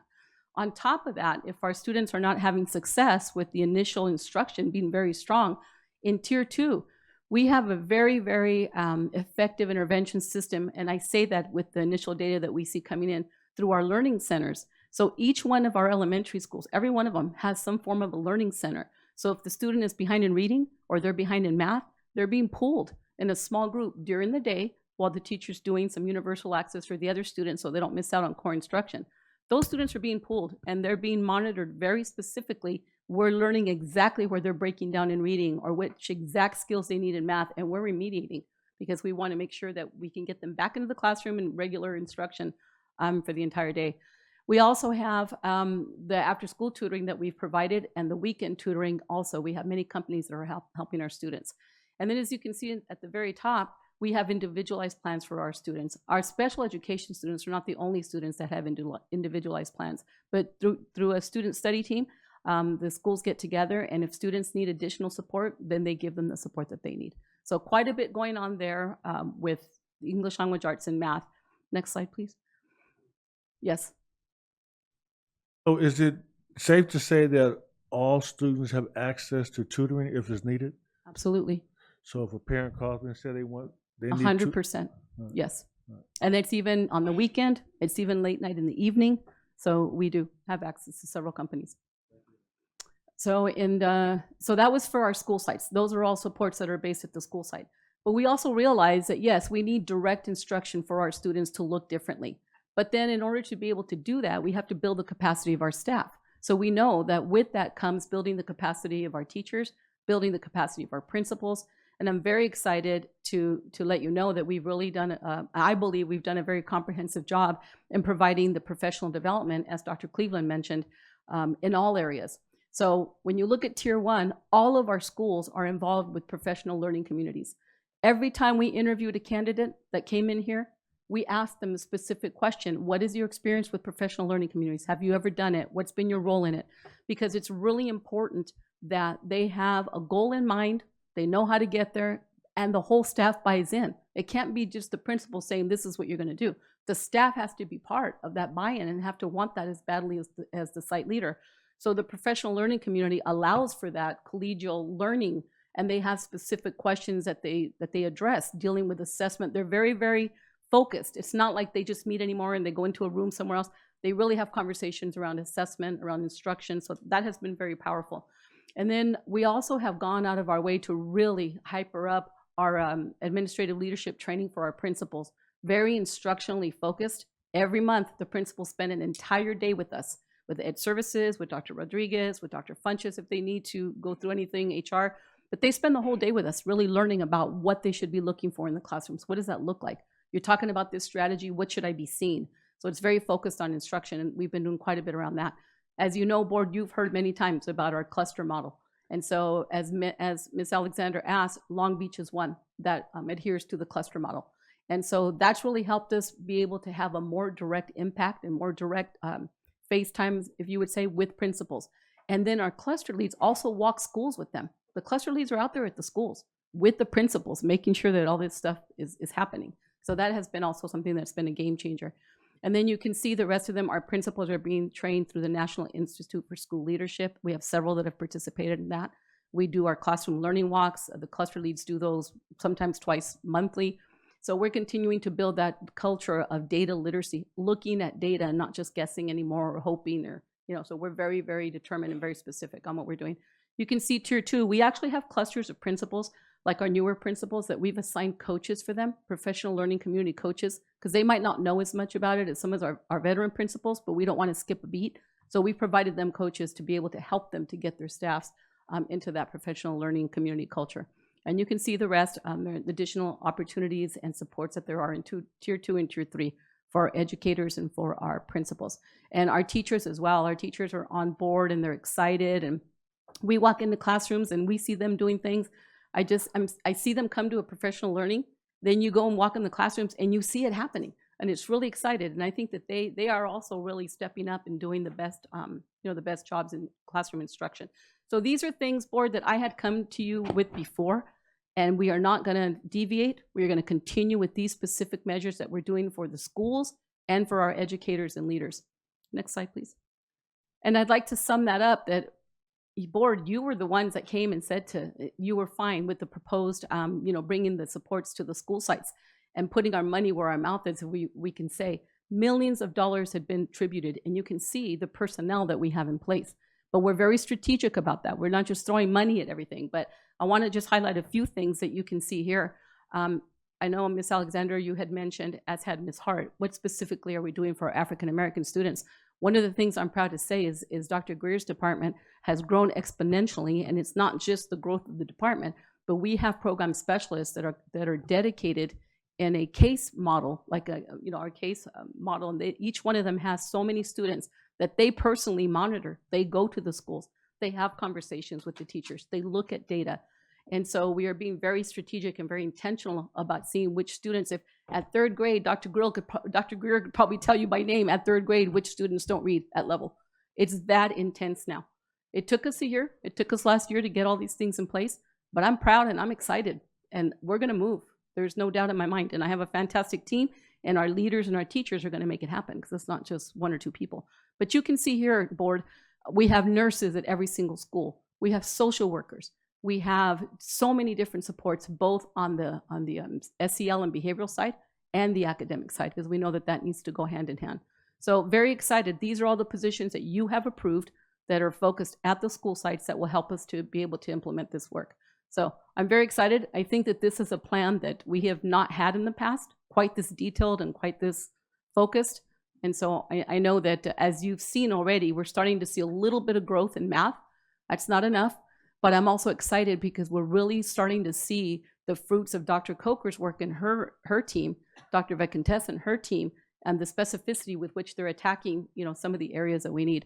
Early literacy, we're beginning to see in our local assessment, our NWEA, we're almost seeing like double-digit growth with kinder first and second. That's huge, because if our students can read on level in kinder first and second, that's the lesser gap that we have to worry about as they get older. So I'm very excited to see what's happening with the team and our administrators and our teachers and our community, our parents, that are helping us hand in hand. So I think we know where we need to go. Like I said, none of us are satisfied, but I think we have a very clear picture of where we need to go and how to get there. Thank you.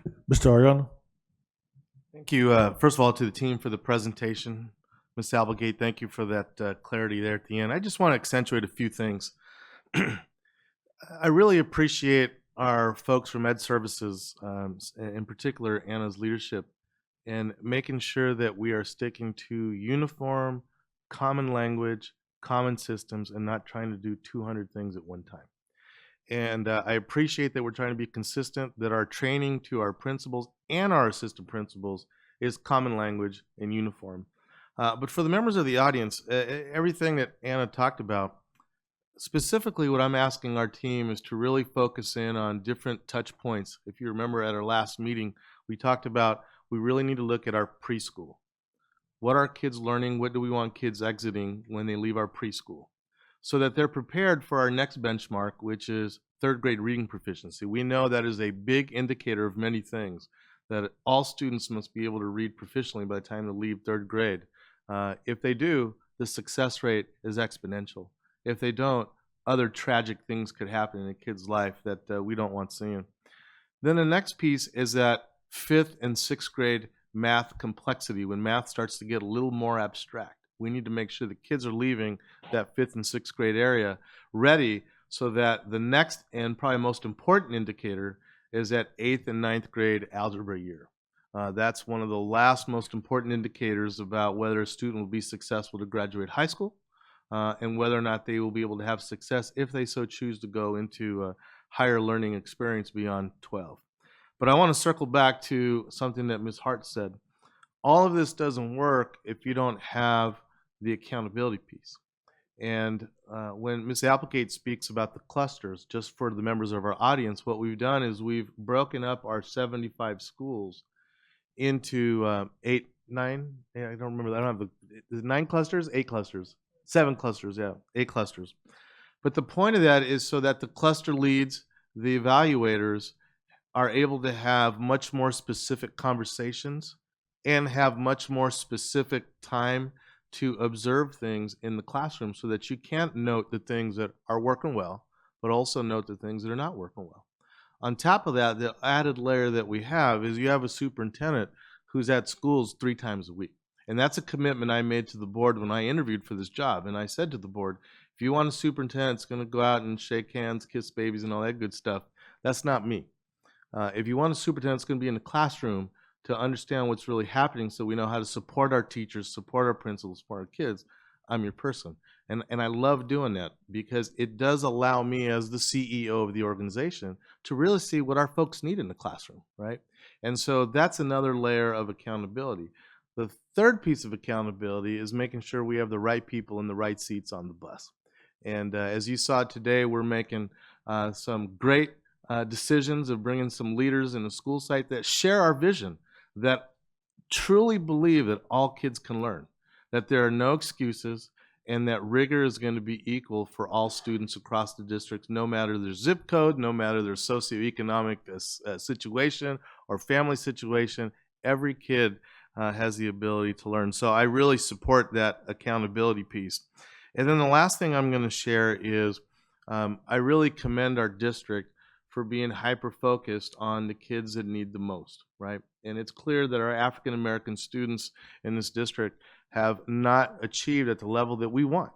And so I want to give thanks to this district, who had the vision many years ago to put together the board policy to create the targeted student achievement policy for our students, but yet we haven't reached that. But I can tell you, when I'm out at the school sites 3 times a week, I see all of our program specialists, whether they're from Will's department, they're in the classrooms helping teachers. If they're from the EL department, they're there supporting the teachers in the classroom. If they're in Ed Services, they're providing support to our teachers. And so I believe the recipe that we have just needs time for implementation. We need to find out what's working, build that up, look at the things that maybe are a little shaky and tweak them, or get rid of them, right? Not hold on to something that's not working. But that aspirational goal of 50, 50, 95, if you notice at the slides, that's higher than even the county average. I don't have a problem with creating aspirational goals, because I think clarify what the 50-50. Oh, yes, sir. 50% proficiency in math, 50% proficiency in LA, and 95% graduation rate, right? Now, ideally, we always want 100, right? But we want to start with something realistic.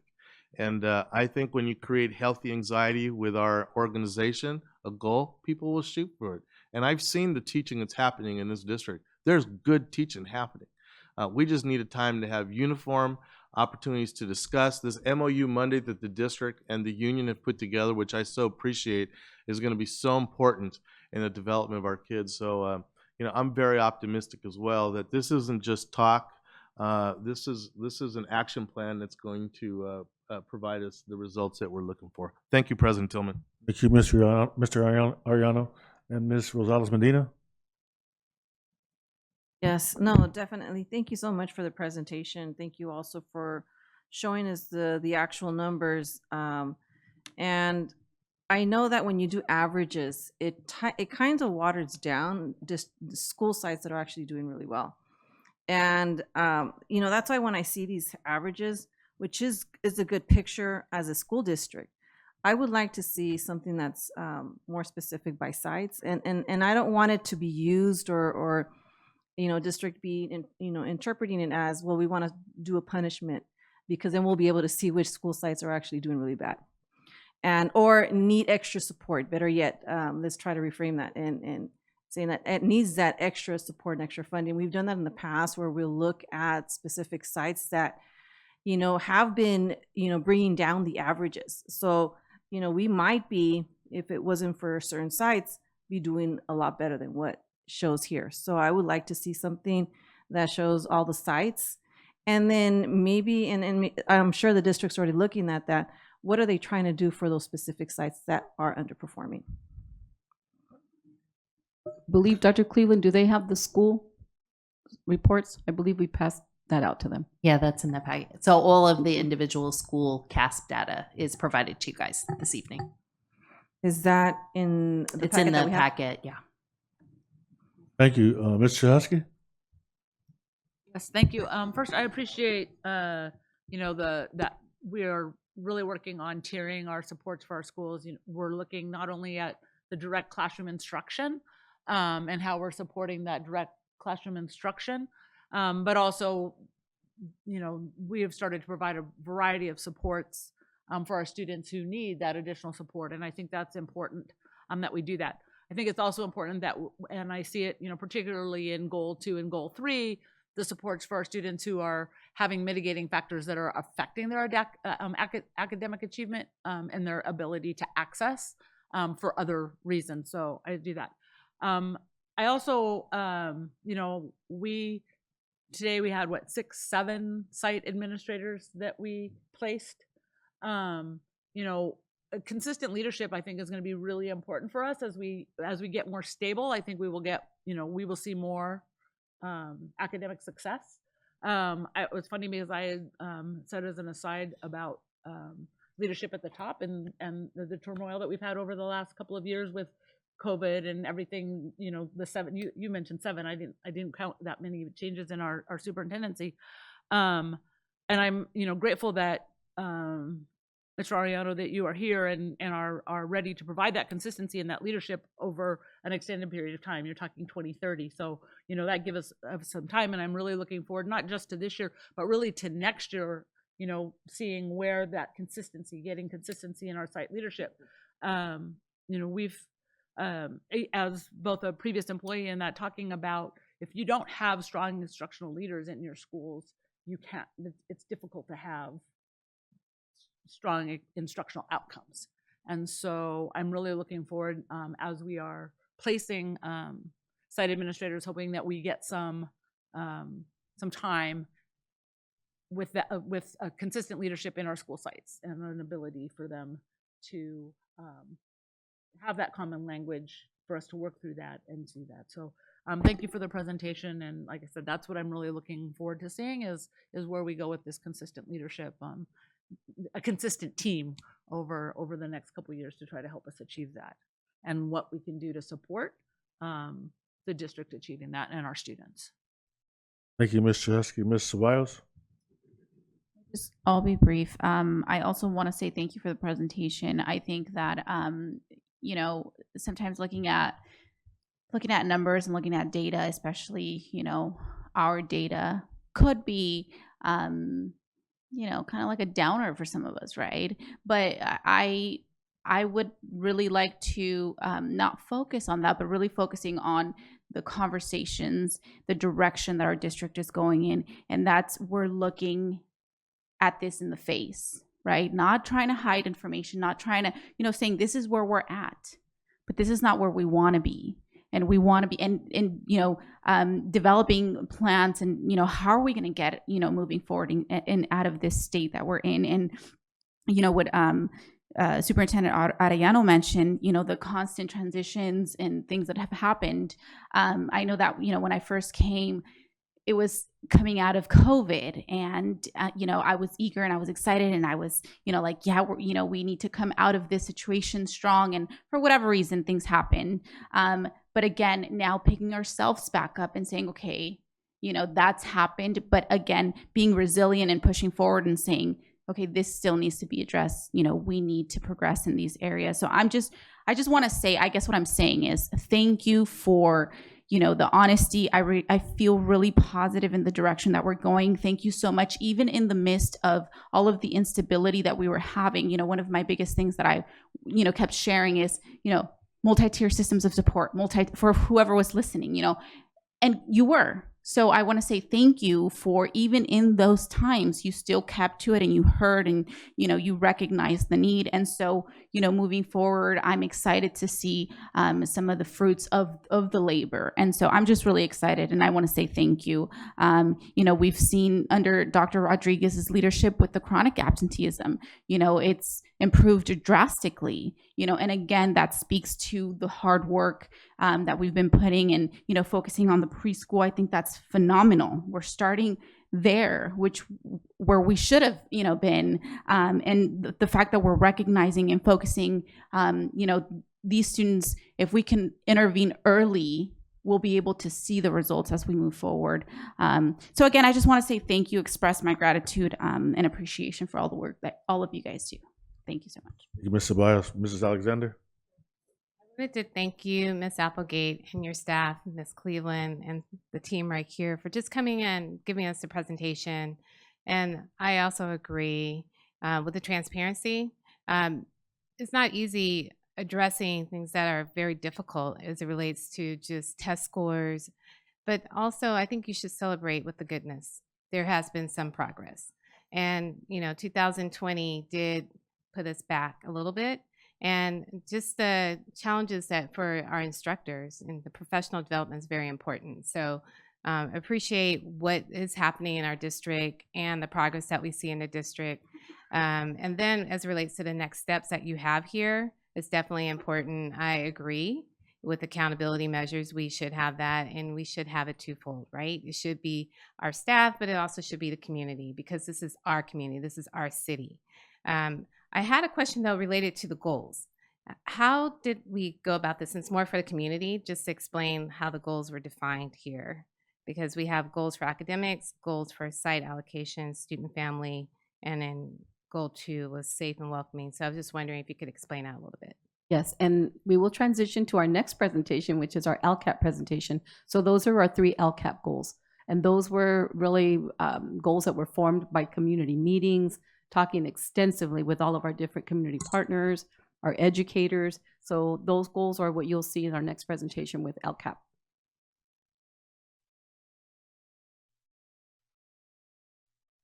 Next will be Ms. Rosales Medina.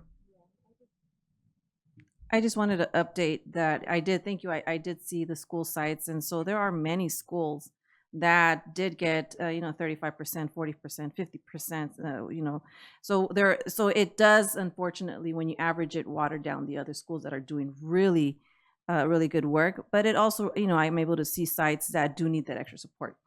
I just want to note that there are many school sites that are not really being pictured in that average, that are doing fairly well, and how we can also support them to continue to do well and not a fallback.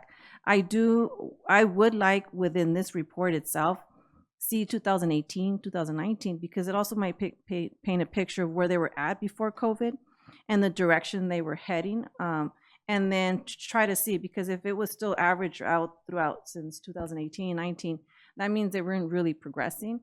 But there might be sites that were progressing in a high way, and then all of a sudden COVID came or leadership came, and then all of a sudden things changed. I'd like to see that as well. That helped me kind of see, where we were at. That's absolutely something that we can get you. The other thing that we all should keep in mind as well is that the state will produce a growth aggregate based on the 2022, 23, and 24 CASP growth next year. And so we will be able to take a look at over a 3-year period of time for each of our schools, which schools are making growth in comparison to the other schools in the district. So they'll set up a decile for us, and we'll be able to look at that pretty intensively next year. And that is where we will be able to pick out, the same way that we're looking at comparable districts and their replicable practice, we'll be able to pull that out of our system as well. Thank you very much for your presentation. That brings us to 7.3, administrative presentation, mid-year update, 2023-2024, local control and accountability plan.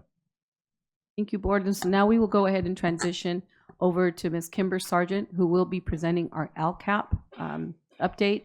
And Ms. Alexander, as you mentioned, she will be going over the 3 goals and all the actions that have taken place to address those goals. So I'll go ahead and turn it over to Ms. Sargent. Thank you, Mrs. Applegate. Good evening to President Tillman, Vice President Ceballos, Superintendent, and Cabinet. Thank you for having me here tonight. I'm happy you get to see a portion of our LCAP leadership team as well. You normally just have me up here, but you can see some of the people behind the scenes also doing work for you. The board, amongst many things, is ahead of many other districts, and we've been doing a mid-year update each year. It is now part of the statute required that we do a mid-year update. So this is meeting part of that statute to provide the update. We'll provide you an update on the data piece, which we have a portion of it here with the dashboard, but we also will provide you an update with local data as well. You should have a folder. I know you got a lot of paper, it sounds like, for tonight. But you do have a folder specific to tonight's LCAP mid-year update, in which you should have a copy of tonight's presentation. You should have a copy of a mid-year report, as well as a copy of our communication tools that we use to share information about our LCAP with our educational partners. Am I the clicker or you? So tonight, again, we'll look at our LCAP cycle timeline, and Ms. Alexander, I'll make sure to touch on what that looks like as far as the development of our goals and sharing that out with our educational partners and getting input and feedback from them. We'll look at some of our communication tools that we use throughout our district to share out what's in our LCAP. Although I may have read every single page over and over and over, we know that not everybody has that type of time. So we want to have some tools to make it comprehensible for all of our educational partners. Lastly, we'll look at our mid-year implementation progress. We'll share some of our highlights, many of which Mrs. Applegate has shared with you tonight, which include our direct supports at our school sites. we'll take a look at our expenditure information, where we are mid-year right now, as well as our local data. So our timeline in many districts, LCAP happens around the end of the school year. So you will annually update and you will provide a report to the board. In our district, our LCAP is a year-long process. And you'll see that here in the graphic. Beginning in July and August, we will work through our board hearing, the adoption, and the approval through our county. The implementation piece begins as soon as we get the notification from the county. And we'll begin that implementation, and I'll begin presenting to our educational partners. So I have seen many of you from our board, our cabinet, there at our advisory meetings. So our district advisory council, our DLAC, our DAAAC, our CAC, many of our different parent groups where we share this information. That continues through November and January, where we provide the mid-year update. That happens not only at the board, but also with our community. In February through April, we begin the annual update process.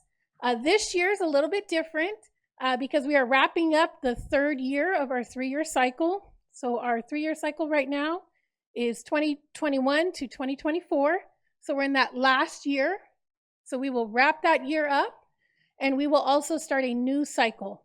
So our new three-year cycle will be 2024 to 2027. Again, May and June, we'll come back around with a draft of our LCAP. You'll see some changes that are a requirement of statute, but really a continuation, making sure we're not having that mission drift, as Mrs. Applegate stated. We want there to be time for those things that we took to implement to actually show progress within our data. So I want to share with you some of the tools. Again, you have a copy of these. We provide a very high-level graphic representation, an infographic of our LCAP. This is a 2-page document. This document is available in English and in Spanish, and it provides you with an overview of the goals that are found within our LCAP, highlights from the LCAP, as well as some of the metrics that we use. If you want to look a little bit deeper, there's another version that's an 11-page document. That 11-page document will provide you with every single action, as well as every single metric that we use to evaluate the implementation. Not all are in love with reading, so we also have a visual representation of our LCAP as well. So I have a very short video, and I think I might have Mr. Chavez help me here with the sharing of this. All of these tools are available in English and Spanish, including the video. The 2023-24 Local Control and Accountability Plan, or LCAP, describes how San Bernardino City Unified School District will improve student outcomes. Each year, San Bernardino City works with educational partners to create a plan that increases student progress, decreases performance gaps, and reports on the progress made the previous year. San Bernardino City USD currently serves close to 46,000 TK through 12th grade students who learn in our 74 schools and who are supported by over 8,000 employees who embrace the district mission to ensure all students, cradle to career, develop the knowledge, skills, and proficiencies required for college, career, civic, and economic success. To support this mission in 2023-24, San Bernardino City USD will spend over $1.1 billion overall in general fund expenditures and nearly $200 million in specific LCAP expenditures. These expenditures support San Bernardino City's LCAP goals, which include maximizing the academic achievement of all students, creating safe and welcome learning environments, and supporting student, family, and community involvement. To learn more about San Bernardino City USD's goals and plan details, please refer to the full LCAP infographic and supporting documents available online. Together, we're improving our children's education and creating a better future for California. So our LCAP is available online, again in English and Spanish. The website is sbcusd.com/LCAP. So very easy. It's also linked on our homepage for educational partners to access. The LCAP is not a standalone plan that works in a silo separate from the work our superintendent might be doing or other divisions might be doing. It's in collaboration with that. So when developing our goals, we're looking to ensure that our plans are in alignment so that LCAP is not going in one direction, but our other plans are going in a totally different way. So you will see as we work through the input from our educational partners, as new things come up through our superintendent's forums that he held with our different educational partners, things that come up new in there, you'll also see within our LCAP as well. Our LCAP will support not only our English learner, low income and foster youth, but also describes how we use our federal title money as well. So again, not standalone, really just there to continue that support and provide that supplemental resource that our students need. Some of our highlights that you can see here, these are, a lot of them are direct service supports to our students. Within goal number 1 for academic achievement, we have grown our CTE pathways under the direction of our secondary director, Dr. Venkatesan, in ensuring that our CTE pathways are not only A through G aligned, but they're receiving their gold and silver status. And I know it's something very present on her mind and work that she does with her team and the school sites. We have our AVID program, which we implement all the way down to transitional kindergarten through high school. And as we look at that, both our secondary and our elementary directors work with our principals to make sure that they're able to implement that program. Our teachers, with the support of our school board, have an allocation where they're able to purchase consumables that help them with their instruction in their classroom. Our schools all have access to academic field trip funds. This helps them take their learning beyond the 4 boundary walls of their classroom, implement it in a real world setting, and then come back and have a discussion about their experience. We support our early literacy programs that we have with library aides at each of our elementary schools, as well as the enrichment programs that we have through VAPA.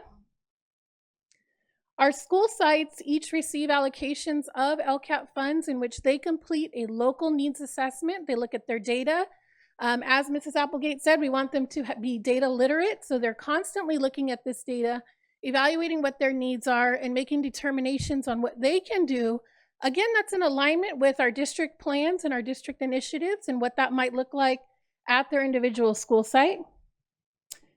We support our English language development and the monitoring of our English learners with the program under the direction of our elementary and secondary directors, Mr. Acosta and Mr. Ojeda, which focus on monitoring our English learners called the English Language Facilitators, or ELFs. Not that kind, we're already past that season. We also have additional staff that supports the school sites for our lowest performing schools. I know, Ms. Medina, you wanted to make sure we have things in place for those schools. It's not only our LCAP that's supporting those with the learning centers that Mrs. Applegate shared, where we have specific staff for intervention, but also our schools that are identified for state accountability systems.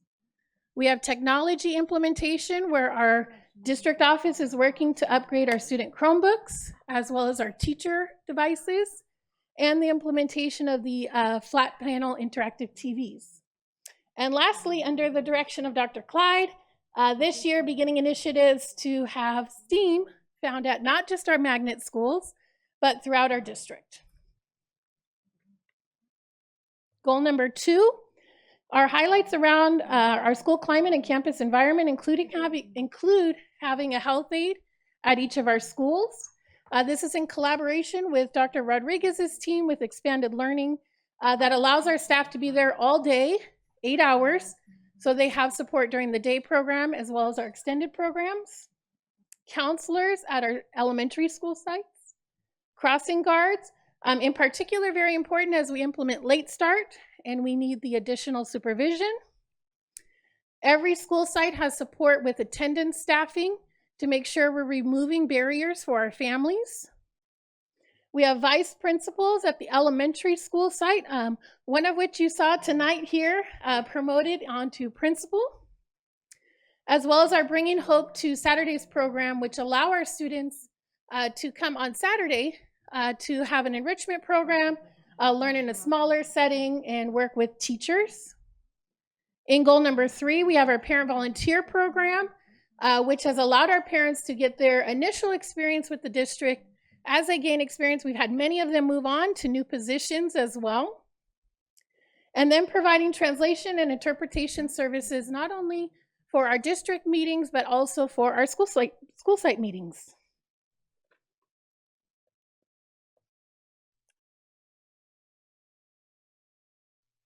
There we go.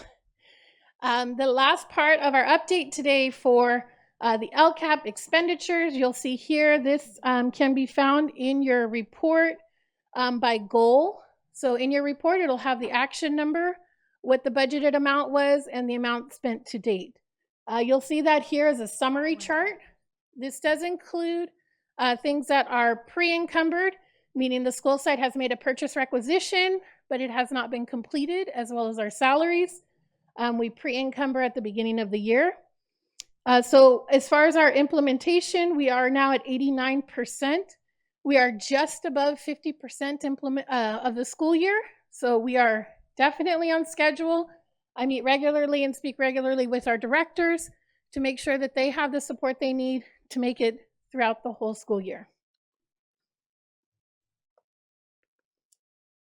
And in addition to our dashboard, we use local metrics. These are things that we use during the school year. So this will be more up-to-date data that you're provided with. Our dashboard is always kind of a look back. This will give us information, for example, from this current school year of our NWEA fall data for language arts and math. And our survey data is coming very soon. You will see this in the annual update to the LCAP, where we will have our student data as well as our family data. And then local data that we use from last school year, 22-23, you'll see that list there. This is on your report beginning on page 14. So you'll see a breakdown of those local data pieces there.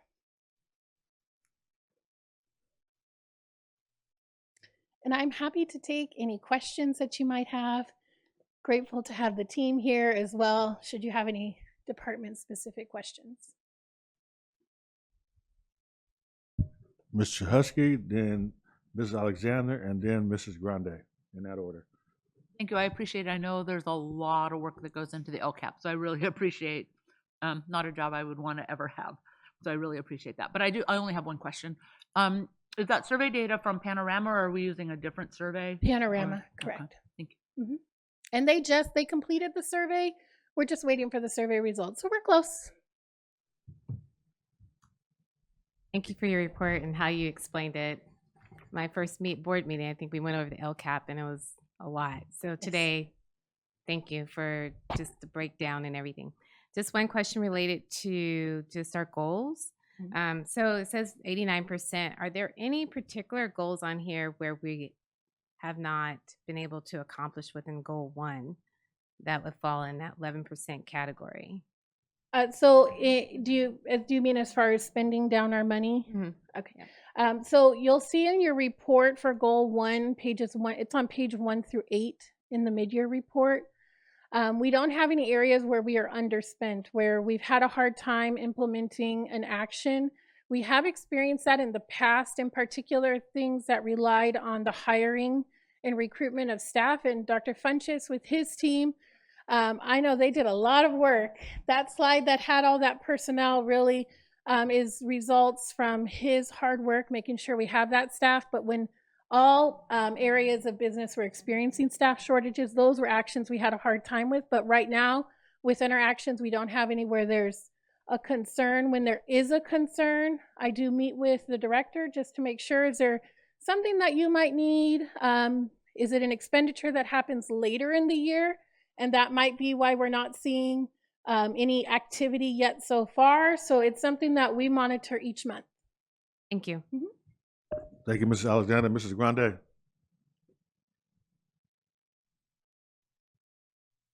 I just want to tell you how impressed I am, how happy, how proud I am of all of us, and especially this report. I was a teacher here for 20 years, and I've heard it, read it, looked at it, put it aside. And I tell you this, that our teachers need to hear this, and I wish that the union would take time and have those workshops where we learned about all of us, whatever section of teaching we are in, because this brings us together. This really makes me feel like we are one. And so I just really commend you and thank you for starting my second year off like this. I feel so proud to be here. Thank you. And we are excited. Our partnership with our local bargaining units, in particular with Ms. Beatriz Alcala, we have met to make sure we have that engagement piece with our educators. And this year we have a special activity for them where at each of the school sites, they'll have an opportunity to receive this similar information, but pertinent to their classroom so they can make the connections and then provide direct input. So we have presented even at our rep council just to make sure that we're constantly touching in with each of our educational partner groups. Thank you very much, and thank you for your report. Thank you. That brings us to section 8, board discussion. 8.1, discussion and possible action to temporarily suspend board policy 7310 on a one-time basis in consideration of naming the stadium at Cajon High School. For some of you may not have heard it, but one of our former students, Mr. Jaden Daniels, actually won the Heisman Trophy. And that means that he was rated the best college football player in the United States of America, which is a big deal. And we've never had a Heisman Trophy winner in our school district before. And we're going to have a parade for him on Saturday and an event. And I just think it's huge for our students, our parents, our community to be able to celebrate and get motivated knowing that this can be accomplished here in our school district. He's definitely a product of our school district. Played Pop Warner, went to school from elementary all the way through high school here in San Bernardino. So in order for us to name the stadium at the school, we'd have to change the policy. So I'm looking for consensus on the board to do that, and then we would take action.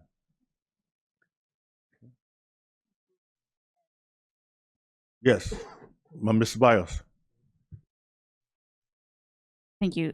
More than anything, I have a question in regards to, so it sounds, I was looking over the board policy and it sounds that there's like a process, right, that would follow the naming of a building or anything like that. So is what's being asked that we don't basically suspend, like you're saying, like ignore it for this time and then go ahead and, move forward if the board agrees to name. In the past, has this been done before? Have we ever named a building in the district without going through the proper? The building we're in. Okay. It's the Dr. Margaret Hill, the Dr. Margaret Hill Community Room. We weren't notified until the same day. Right, but we didn't even. Unfortunately, wasn't even agendized. Not even this much discussion was agendized on it. So I want to be as transparent as possible and bring it to the board and suggest that, now there are other buildings we have named and gone through the process. We're asking that, and I'm only asking because of the timeliness of it. When the Jane Down was awarded the Heisman Trophy, we were watching on TV, Dr. White was also, I texted his mother after he won and said, is there a day that he's available for a parade so he can be recognized? She came back with a date, but his calendar's already booked up. There won't be a whole lot of times between now and his future that he comes back to San Bernardino. He's going to be that busy. So this is a unique case where he's going to be only going to be available for a limited amount of time, and I really think we should seize the moment. And let me say this, Jaden Downey is only 23 years old, I think.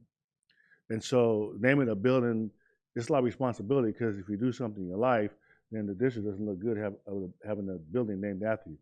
But his whole life, he has been just a stellar role model for his peers. And I think he'll continue living that way his entire life. But the accomplishment itself as being the Heisman Trophy winner definitely warrants it. So what we're asking for tonight would be to suspend this policy and then make a motion to name the stadium after him. Well, thank you. I guess I just had that question. Wanted to know if there had been previously, I guess skipped the policy and went straight in. But you answered the question. Next would be Rosales Medina. Ms. Rosales Medina. Oh, and I do appreciate this, that you brought this to the board, because like I said, I was kind of, not that it's a great name, but we were not even consulted. We were not, it was the same day. And what are we going to do? Say no? Of course not. So I think this is a great way just to have that conversation beforehand, and I appreciate that. I guess what you just mentioned earlier, the same concern would be, we're young, and then as you get older, we don't know what direction things may turn. But I think it would be okay for right now. And if, let's just say, no, never mind. I won't say. If things turn out differently, we can always make those adjustments if needed. But I think this would be a great way to kind of show support and the dedication, and maybe other students will see this as well. And Ms. Medina, this is a perfect example. If the best way for us to do this would have been to have it be a surprise. It may still be a surprise. But that would have meant that I wouldn't have been able to agendize it if my main goal was to make it a surprise. My main goal has to be transparency, and it has to be the entire board to agree on it. And I said before I got you guys appointed me as board president, I see the board president's main responsibility is to show up to the board meeting on time to start it. Other than that, I don't see the board president having a whole lot of special powers. So for me, I don't do things unless I have the support of the board or have a good idea that if I'm giving the superintendent direction, I know have a good feeling that I have at least 3 of the board members that will support the direction that we're going to go. But anytime we have a chance to actually have the board make that decision, that's the way it's supposed to work. And that's the reason why it's agendized tonight. Thank you. Next would be Ms. Chahusky. Thank you. So, for surprise, I was surprised to see it on the agenda, but also kind of excited. Many of you who know me know I am like a crazy college football fanatic. That's my sport right there. And I didn't know Jaden, but I followed his career to Arizona State. One of my friends, her son was a lineman, a defensive player there, and then on to LSU. I can say that he has always conducted himself well and represented us well at the college level, which is sometimes the hardest place to do it. If they're gonna, go on a path of messing up, it starts in college. Ahead of time that it's coming. I've rarely seen a professional player that didn't indicate in college that he was gonna go awry. So I feel confident that that's not gonna be an issue for us. I think it's having a Heisman, like being a Heisman Trophy winner is, there's so few of them. It is a very small elite club, being in the Heisman house. And it is such an honor for us. And he recognized San Bernardino. If you were watching the Heisman ceremony, he recognized this. He brought his high school coach to the Heisman ceremony. So his connection to us and to his high school is strong. I think it would be an honor for us. I think it would be an honor for him, if we should choose to suspend the policy and do that. I think it would be kind of exciting because, sooner or later we're going to see him on one of them Heisman House commercials. So I'm pretty excited for that. And I'm excited to see where his career goes. Thank you, Mr. Husky. Ms. Alexander. I agree with all the board members. I think it would be an honor for his family, but I think also for his administrators while he was there. Not only his coach, but his principal at that time. It would be good just to, instill that pride for the city. And he did not forget San Bernardino. The very fact that he mentioned San Bernardino and had that pride when he was awarded the Heisman Trophy speaks a lot. My only question is, are there any other fields or schools, like gyms, that are named after anybody within the district that has done anything significant? That would be my only question. Yes, there are other buildings and schools named after students and past students and employees. So in terms of athletes, like former athletes that maybe have received No one has recognition- received the Heisman Trophy. No, not the Heisman Trophy, but No, maybe right. yeah. But I'm saying if you were to say, and I ran this through my mind. Right. If I played college ball and I went on to the pros, then I say, why wasn't a building named after me? Well, no one else has won the Heisman Trophy. You just haven't. Yeah. So, and you know, I just happened to have a son that played on Jaden's Pop Warner's team, so all the way from Pop Warner to high school. But the district played a role. You know, I was always advocating for the district to allow the Pop Warner, the Junior All-American teams to use our fields, and all they had to have was insurance. And Ms. Ceballos will tell you, I've taken heat over the years for championing that because I see the role that it plays. We actually are saving lives when you give young people something constructive to do on the weekend. And so if we can allow them to use our fields to benefit our students, it's a big deal. Now, it's just like the terrible Terry, the boxer who's at the Olympic champion right now. We played a role in that. But for every one of those boxing champions and Heisman Trophy winners, there's thousands of students that we have impacted by supporting them in their talents in a number of different ways.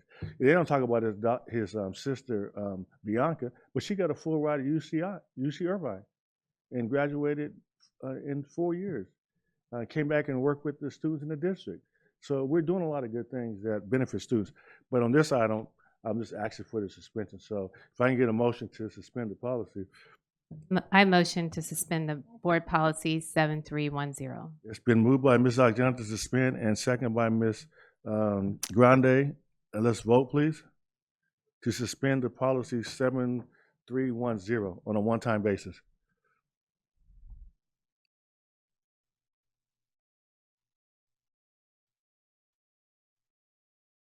Ms.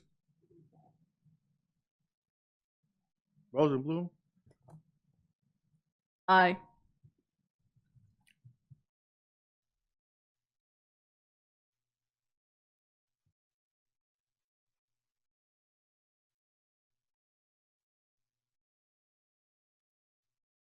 Ms. Grande?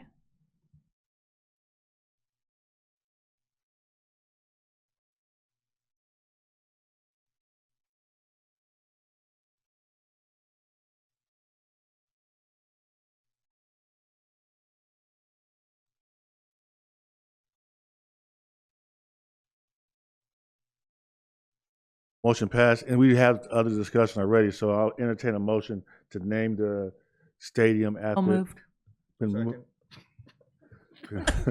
Moved by Mr. Husky and seconded by Dr. Wyatt to name and I'll read it out. Be it resolved, the Board of Education approves the naming of the Cajon High School football stadium, the Jaden Daniels Stadium. Vote, please. Oh, Ms. Rosenblum? Aye.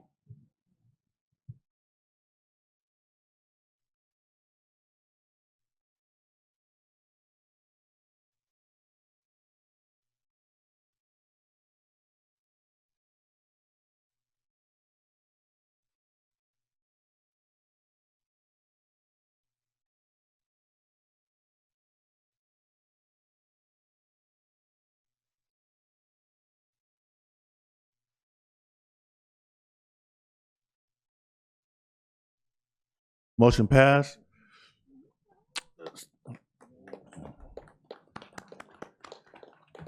Section 9, action items, 9.1, personal report. Number 10, dated January 16, 2024, which contains actions such as hiring, retirements, resignation, promotions, and terminations. As presented. It's been moved. Do I have a second? Second. Been second by Dr. Wyatt, moved by Ms. Chahusky. Vote, please.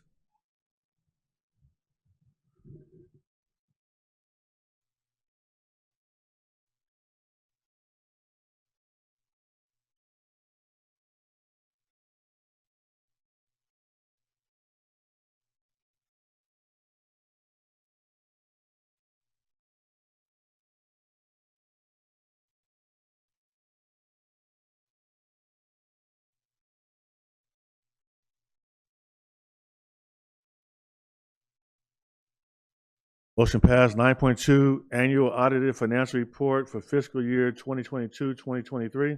Be it resolved that the Board of Education accepts the annual audited financial report for fiscal year 2022, 2023, including a compliance audit of federal and state-funded programs as prepared by ID Bailey LLP, Certified Public Accountants, as submitted. So moved. Second. Been moved by Ms. Chahusky and second by Dr. Wyatt. Vote, please.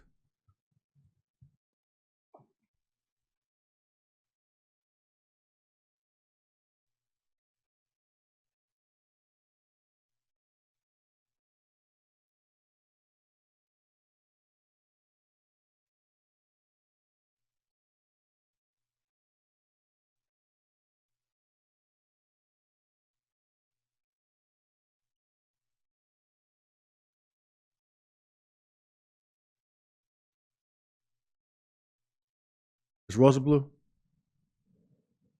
Aye. Motion passed. 9.3, establishment of associated student body at Vermont Elementary School. Be it resolved, the Board of Education authorizes Vermont Elementary School to establish a checking account in the name of the school's student body association.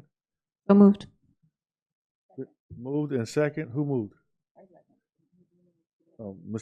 Ms. Abigail Rosales Medina, and second by Ms. Ceballos. Vote, please.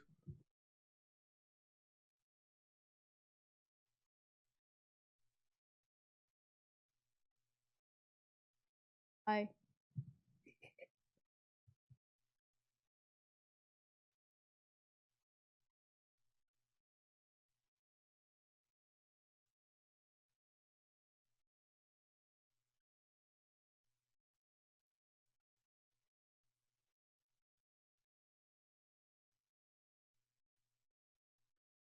Motion carried. 9.4, CalSTRS exemption to the separation from service requirement. So moved. Second. For Charles J. Fiacco, be it resolved, the Board of Education approves the resolution for exemption to the separation from service for Charles J. Fiacco. It's been moved in second. Vote, please.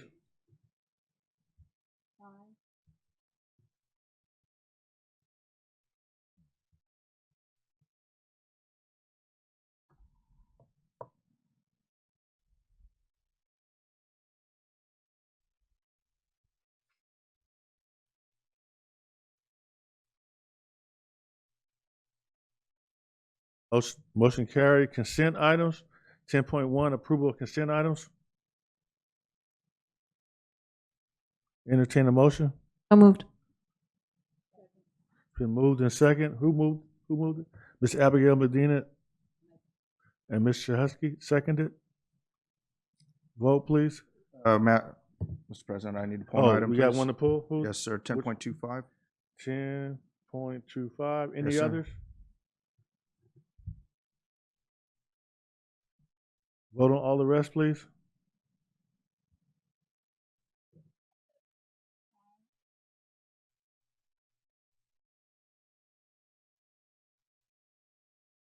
Aye.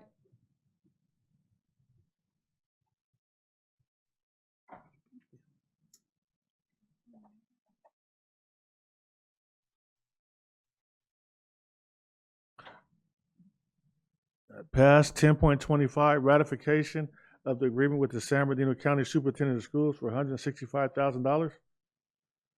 So moved. Second. Moved by Mr. Husky, second by Ms. Alexander. Vote, please.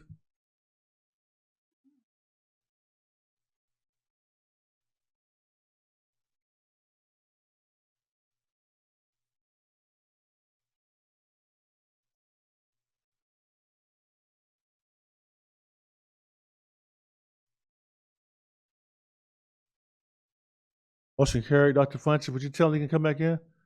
Thank you, sir.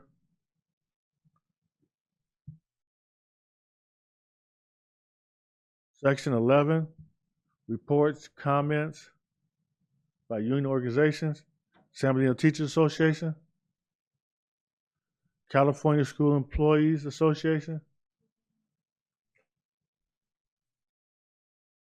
Communication Workers of America, None. San Bernardino School Police Officers Association. None. Great reports. We really appreciate you all. Section 12, mandated policy revisions. 12.1, board policy 5131, bullying. Any questions on it? Comments? I entertain a motion. Be it resolved, the Board of Education adopts board policy 5131.2, bullying as revised. Second. Moved by Mr. Husky and second by Mr. Biles. Vote, please. Aye. Ms. Rosenblum? Aye.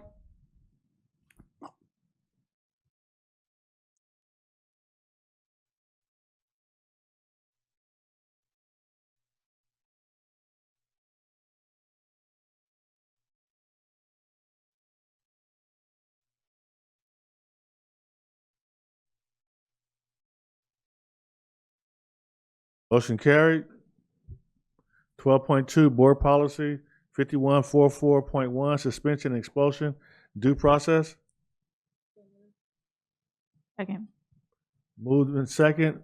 Moved by Mr. Husky, second by Ms. Ceballos. Vote, please.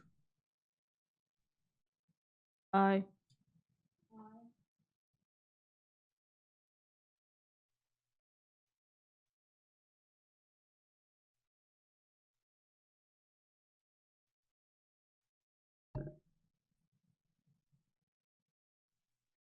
Motion carried.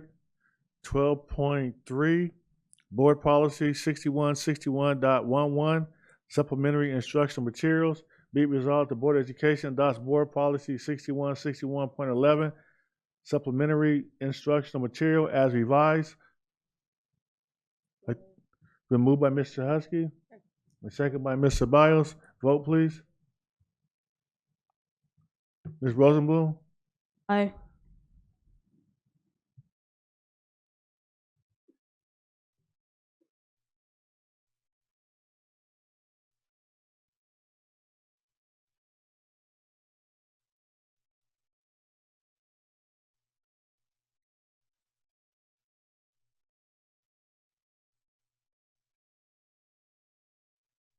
Ms. Rosales Medina.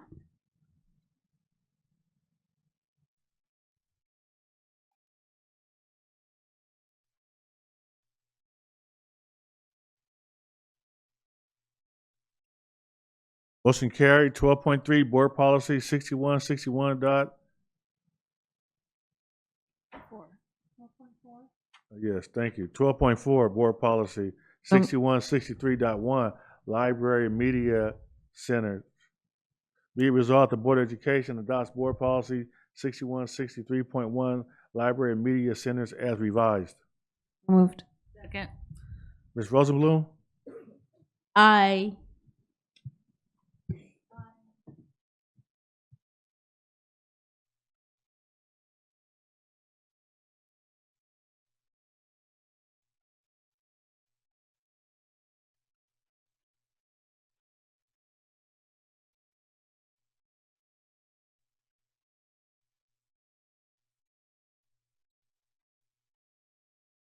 Motion passed. 12.5, board policy 6184, continuation education. Be it resolved, the Board of Education adopts board policy 6184, continuation education as revised. Second. Been moved by Mr. Husky and second by Mrs. Alexander. Vote, please. Mrs. Rosenblum? Aye.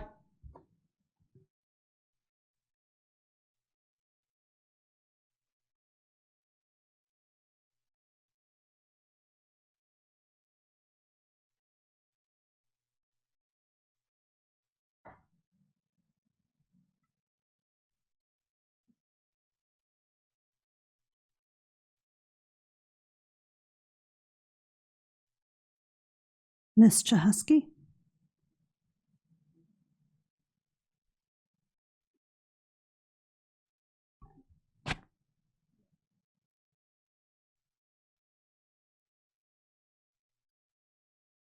Motion carried. 12.6, exhibit bylaw 9270, conflict of interest, designated positions. Second. Who moved it? Moved by Ms. Rosales Medina and seconded by Ms. Chahusky. Ms. Rosenblum? Aye.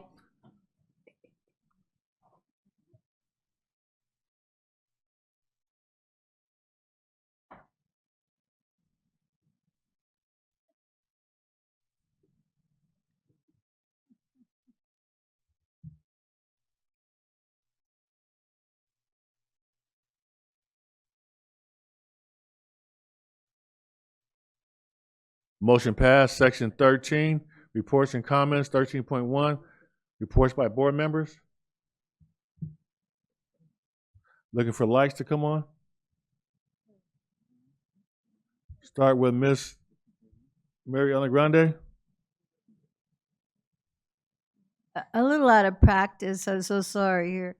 I just want to say again how happy I am to have just completed my first year as a board member, and I feel the flow, the synchronicity of all of us, and I'm proud of us as a group. And I'm also very happy to have met all of your acquaintances and gotten to know you better. And I'm just thrilled about it. And I'm really excited to be going to CABE. Last year I went, I don't even think I was confirmed yet. And I think I was sent to, the CSBA one. And then I went to a CABE a little bit later on. And it was it was learning everything in big gulps. And I didn't really even understand wholly, except I just really I loved us, and I love teachers even more. Administrators, I've gotten to be a little softer towards them now. I'm not so militant, and I forgive them a lot of stuff now because I understand, and I'm just really excited about this next year too. So thank you. I just wanted to say Happy New Year to everyone and to look forward to seeing everyone at the parade. And I guess one of the questions would be for the district is how are we, I know we're sharing it through social media, but are we also sharing this directly with families so that they can participate and how they would be able to participate? I don't know if we do robocalls, but I'm really excited for this Saturday. We won't do robocalls because we don't have a whole lot of tickets. I think the total capacity is 5,000. Oh, for the parade, yes. Yeah. It's on our website, Miss Marrow. I think the word is out there. People are excited. I'm getting phone calls.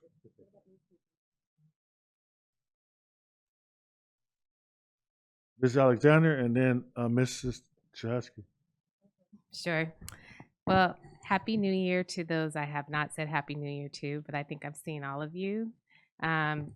I wanted to also say thank you because I'm approaching a year. So thank you, board, for appointing me as the newest board member. It's been fun getting to know all of you and really getting involved with the board. It's been great just getting to know the students, the staff, and really grow. So I appreciate you all for the appointment. I know you didn't know me, so now you kind of know me now, right? Also, big congratulations to Dr. Rodriguez.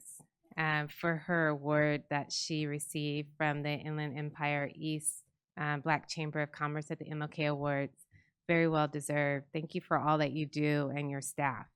I know it's not easy out there, and thank you also today because you were out there for Operation School Bell along with Beatrice and Michelle, serving over, it was like 12 schools and 32 students. And Operation School Bell for the Community is an outreach through Assistance League of San Bernardino, where we are able to provide clothing by way of Walmart, as well as Diddy bags, which are hygiene bags, but it's through Family Engagement Services and their hard work. So thank you, Dr. Rodriguez.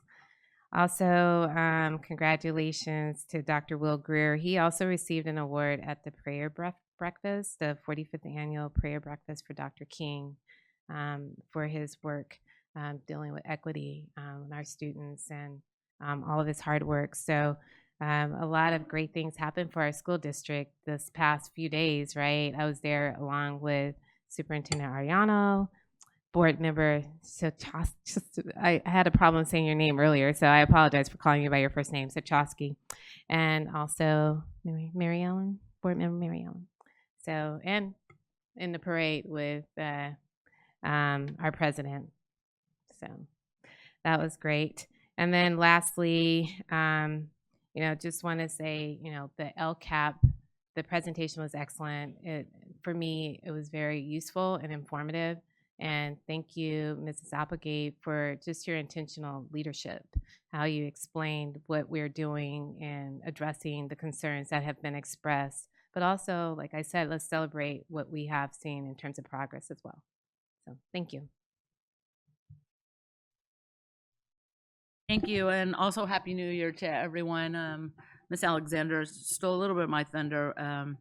I wanted to also congratulate Dr. Rodriguez and Dr. Greer for their honors this weekend at the MLK events, and also some of us participated in the MLK parade and got to take a tour of downtown and wave at folks in honor of Dr. King, and so that was all really wonderful. I just wanted to let you know that we are beginning the process for student board members for the 24-25 year. The Student Leadership Advisory Council will be getting a flyer at their meeting next week, announcing that we will be looking for candidates, and our student board members will be continue to work on the process for the selection. So our intent is to have one student board member from each of the high schools next year. Some of our students will continue that were juniors this year will continue. Our seniors will graduate, and we will look at honoring them at the end of the year, but they will continue. So I will give you guys updates as we go through that process so you know where we are on that.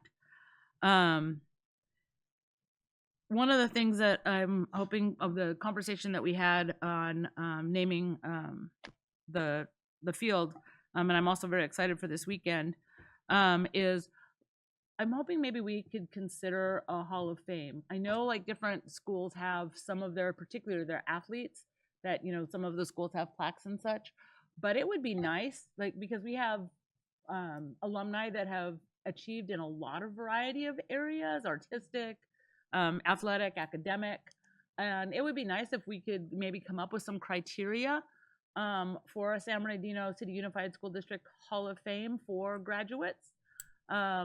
And, I don't know, maybe the Welcome Center where we have lots of parents coming in, just kind of have a wall of fame to honor that. So I think that would would be really great. And beyond, because we have a number of, excellent athletes that have come out of here, but we've also had talented musicians and others. I believe, if I'm not even, I think Philip Michael Thomas from Miami Vice, I think he was also a San Bernardino graduate. So going in the Wayback Machine. So I know we have a number of different folks. And then I apologize when I have to add, I'd like to end on a sad note. One of my former youth court students, who was also a student leader, was in one of Dr. Marsden's first superintendent advisory councils. Skyen Bell passed away in a car accident over Christmas vacation. Oh, wow. He was 23 years old, and he was, if you had the opportunity to meet him and work with him, he was just one of the most charismatic, kind, wonderful young men.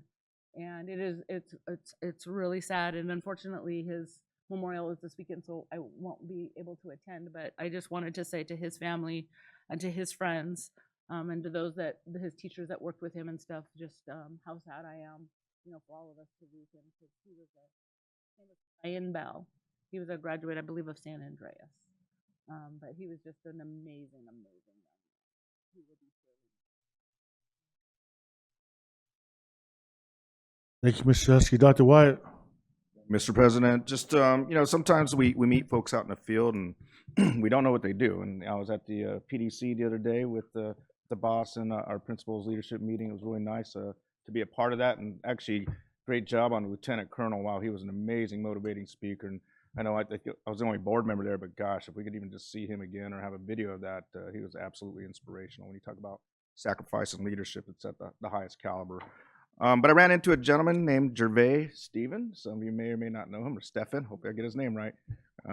He's been with the district for 32 years, and he works in our IT department, I believe it is, and does a lot of work behind the scenes on our CAS dashboard, works with CalPAD data, comparative analysis with other districts, spatial analysis using hotspots, California GIS Geographic Information Systems, California. And then, this is a really big kicker, he sits on the California State Delegate National Center for Education Statistics. And there's only one state rep in the entire state of California. And he's from our district, and he represents us at a national level. So again, that's why I want to give him credit, because the person I didn't even ever know. I didn't know who he was or what he did, but I know he helps out our educational services folks, our student services folks with the data. Yeah, the data that's presented to us today. And I said, well, you know what? I just want you to know how important that is to us as board members, because when we look at the data like we did today, and quite a few slides and information, that it's valuable to us because it helps us make decisions, huge decisions, and it helps us determine our direction as well with the superintendent, executive cabinet, and board in regards to what we want to pursue in the future. So my hat's off to him, not just him, but also the entire department that works over there. The other piece I wanted to talk about was we know obviously the budget came back and didn't look as bad as we thought it was going to be. I kind of said I didn't think it would be either with the presidential election happening. So thank God that's pretty good news. But I know we have some major projects on the horizon that we want to look at for our district as well as our sites. And so I don't know if the money's going to be there for that, but what I would hope for is to have a discussion. I know we've talked a little bit about in the past on looking at putting a bond on the ballot. And, after talking with Mr. Tillman, President Tillman, I like his process of asking to agendize it as a board, not just, putting something on there, and seeing if that's something that we'd like to have a discussion on. One thing I think about is we're not telling the community what to do, but maybe to give them a choice, a simple choice of yes or no. Are they interested in investing into our community? You've heard me say many a times, we are the leaders in this city, this community, on the redevelopment of it, the modernization of it. And, I'm very proud of that, but I know our last bond has already all been encumbered, I believe. I think all of that's already been spent.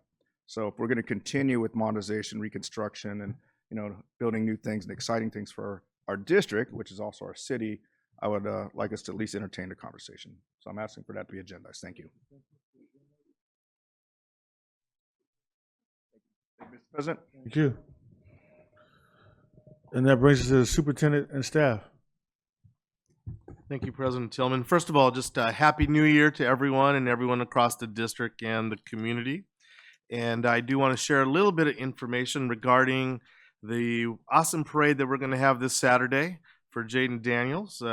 Just a bit of tidbit information. He is the 86th Heisman Trophy winner since the trophy was established in 1935. So I thought to myself, well, how many cities are there in the United States? And just Googled that real quick, and apparently there's approximately 120,000 cities in the United States. And so he is the 86th Heisman Trophy winner, and no city has had a repeat Heisman Trophy winner. So this is pretty unique and pretty special. So we're pretty excited. So for the audience, the parade is on Saturday, January 20th. It starts at 10 o'clock. Want to make sure everyone knows that the parade is free to attend. Parking will be available at Cal State San Bernardino's parking lot F, G, and H. Access these lots through North Park Boulevard and Coyote Drive from 6:30 a.m. to 9 o'clock a.m. There are hard road closures along North Park that will go into effect at 9:30 a.m. And as I said, the parade kicks off at 10 a.m. The exciting news is there are 500 tickets to the stadium presentation, which begins at 1:30 p.m. I figure that's 1:30 today already, or 1:30 tomorrow. It says presentation which begins at 1:30. Oh, the 500 tickets have already been issued. They're available now. Okay. So there are 500 available tickets to the stadium presentation, which begins at 1:30 p.m. You can go to our website, www.sbcusd.com/HEI5MAN, and click on Get Tickets Now at the bottom of the page. You'll have to enter the following promo code, BOE500. So let me give you that website again, www.sbusd.com/HEI5MAN, and the promo code is BOE500. I'm assuming if you go to our sbcusd.com, you'll see a link. There you go. All right. And there is no on-site parking. Parking will be available again at Cal State San Bernardino's parking lot C. A shuttle service will run continuously beginning at 7:30 a.m. To Cajon High School. Just be aware that all concert and stadium policies are in effect. Please go to the website that I mentioned for the specifics to the policies that are in effect. So, Mr. Young, can I just make a clarification? Yes, sir. Mary Rome, because he mentioned 500 tickets, but how many total tickets have we given out already? We're almost there. We're almost not there. So, but the total capacity is what? 5,000. So, I just want to make sure you said 500, but you get there and there's 5,000 people. You know, we've been giving out tickets already. All right. Thank you. President Tillman. And so with that, I just want to thank Cal State San Bernardino University for their support in helping this parade become a reality. And I want to thank the city of San Bernardino for the contributions and collaboration that they have done and been part of this conversation. But most importantly, I want to give our communications department, under the leadership of Mary Rose Godwin, just thank you for all the hard work you and your team have been doing this last month to put this all together. And a special thanks, of course, to Jaden Daniels and his family, who've just been great to work with, and we appreciate their sincerity. And I'm really looking forward to meeting Jaden. I keep hearing how humble he is and how unassuming he is, and I think how embarrassed he is of all this fanfare. So he seems like a wonderful young man, and we're going to be excited to celebrate him on Saturday. I also want to take a minute and congratulate, as been mentioned, Dr. Sandra Rodriguez, who she received the Dr. Martin Luther King Service Award from the Southern California Black Chamber of Commerce this past Saturday. And what I always like to do is recognize those who bring distinction and bring a shine to the district. So, Sandra, we're very proud of you, and the community is very proud of you. And I'll pass this along just as a small token of appreciation that we love you and we appreciate all the accolades that you bring to our district. And as was mentioned, also I have one for Dr. Will Greer, who received the prestigious Educators Award by the Inland Empire Concerned African American Churches this past Monday. Will just texted me and said, hey, no, I was getting an award, so he's already home in his pajamas. But we're very proud of Dr. Will and Greer, and we thank him for his contributions and bringing great distinction to our district for his work. And then I want to also congratulate Dr. Marcus Funches, first of all, for all the work that he and his department did to fill all the positions that you saw today. That was not an easy task.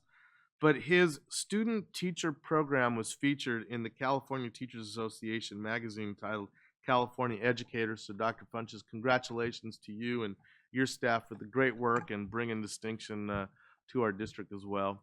And I do want to echo how much fun we had this weekend, not only attending the Black Chamber of Commerce dinner, great performance by the Bromatics. Those guys were awesome, man. They did Delphonics, the Dells, they were good. But also attending the MLK prayer breakfast. That was the first time I had attended that function, and boy, what a great event! What a great community sense! What a great speaker! And David Emmanuel Goatley, the keynote speaker was just the message was on point. And then of course being a part of the parade and seeing everybody was a part of it. So thank you guys for representing the school district and the community well. And I got to meet Colleen Brown, who is a student at Ingram Elementary. She was one of the people in the parade, and she was crowned as the queen of the annual Miss Black Awareness Pageant. And she's one of our students from Ingram Elementary, so very excited about that. Then the last thing I want to congratulate, people I want to congratulate is our amazing mock trial team from Cajon High School, who were able to reach the semifinals of the county. Unfortunately, they got knocked out in the semis. It was close, but they put a great fight. But that program has really been outstanding and has brought a lot of great distinction to this district. They actually won the county award a couple years ago, so it's a strong program, and kudos to them. And finally, just on behalf of Cabinet and everyone in the San Marino City Unified School District, we want to recognize that this is School Board Recognition Month, and know that we are all very pleased and very honored to work alongside 7 people who truly care about kids, truly care about the community, who are easy to work with. You ask tough questions, but they're the right questions. And for all the good work that you do for the kids and community, we want to say thank you. And that's all my comments tonight, President Tillman. Thank you, Mr. Ariano. We're at section 14. I want you to note that it says 11 o'clock, but it's only 10 o'clock, so we're ahead of time. Let's go to 14.1, review of requests. Thank you, sir. Good evening. From the student achievement data presentation, Ms. Rosales Medina asked if there are other programs that we might not be aware of that limit student participation. Also from the same presentation, Ms. Rosales Medina asked to see the 2018-2019 CASP data to compare where we were before COVID. Ms. Chahusky is asking to consider an alumni Hall of Fame and come up with the criteria for district graduates that include not just athletes, but also talented musicians, etc. Dr. Wyatt requested for board consensus to agendize a bond discussion.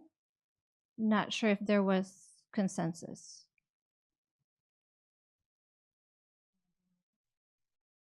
Yes. There was consensus to agendize it, yes. Thank you. That was it.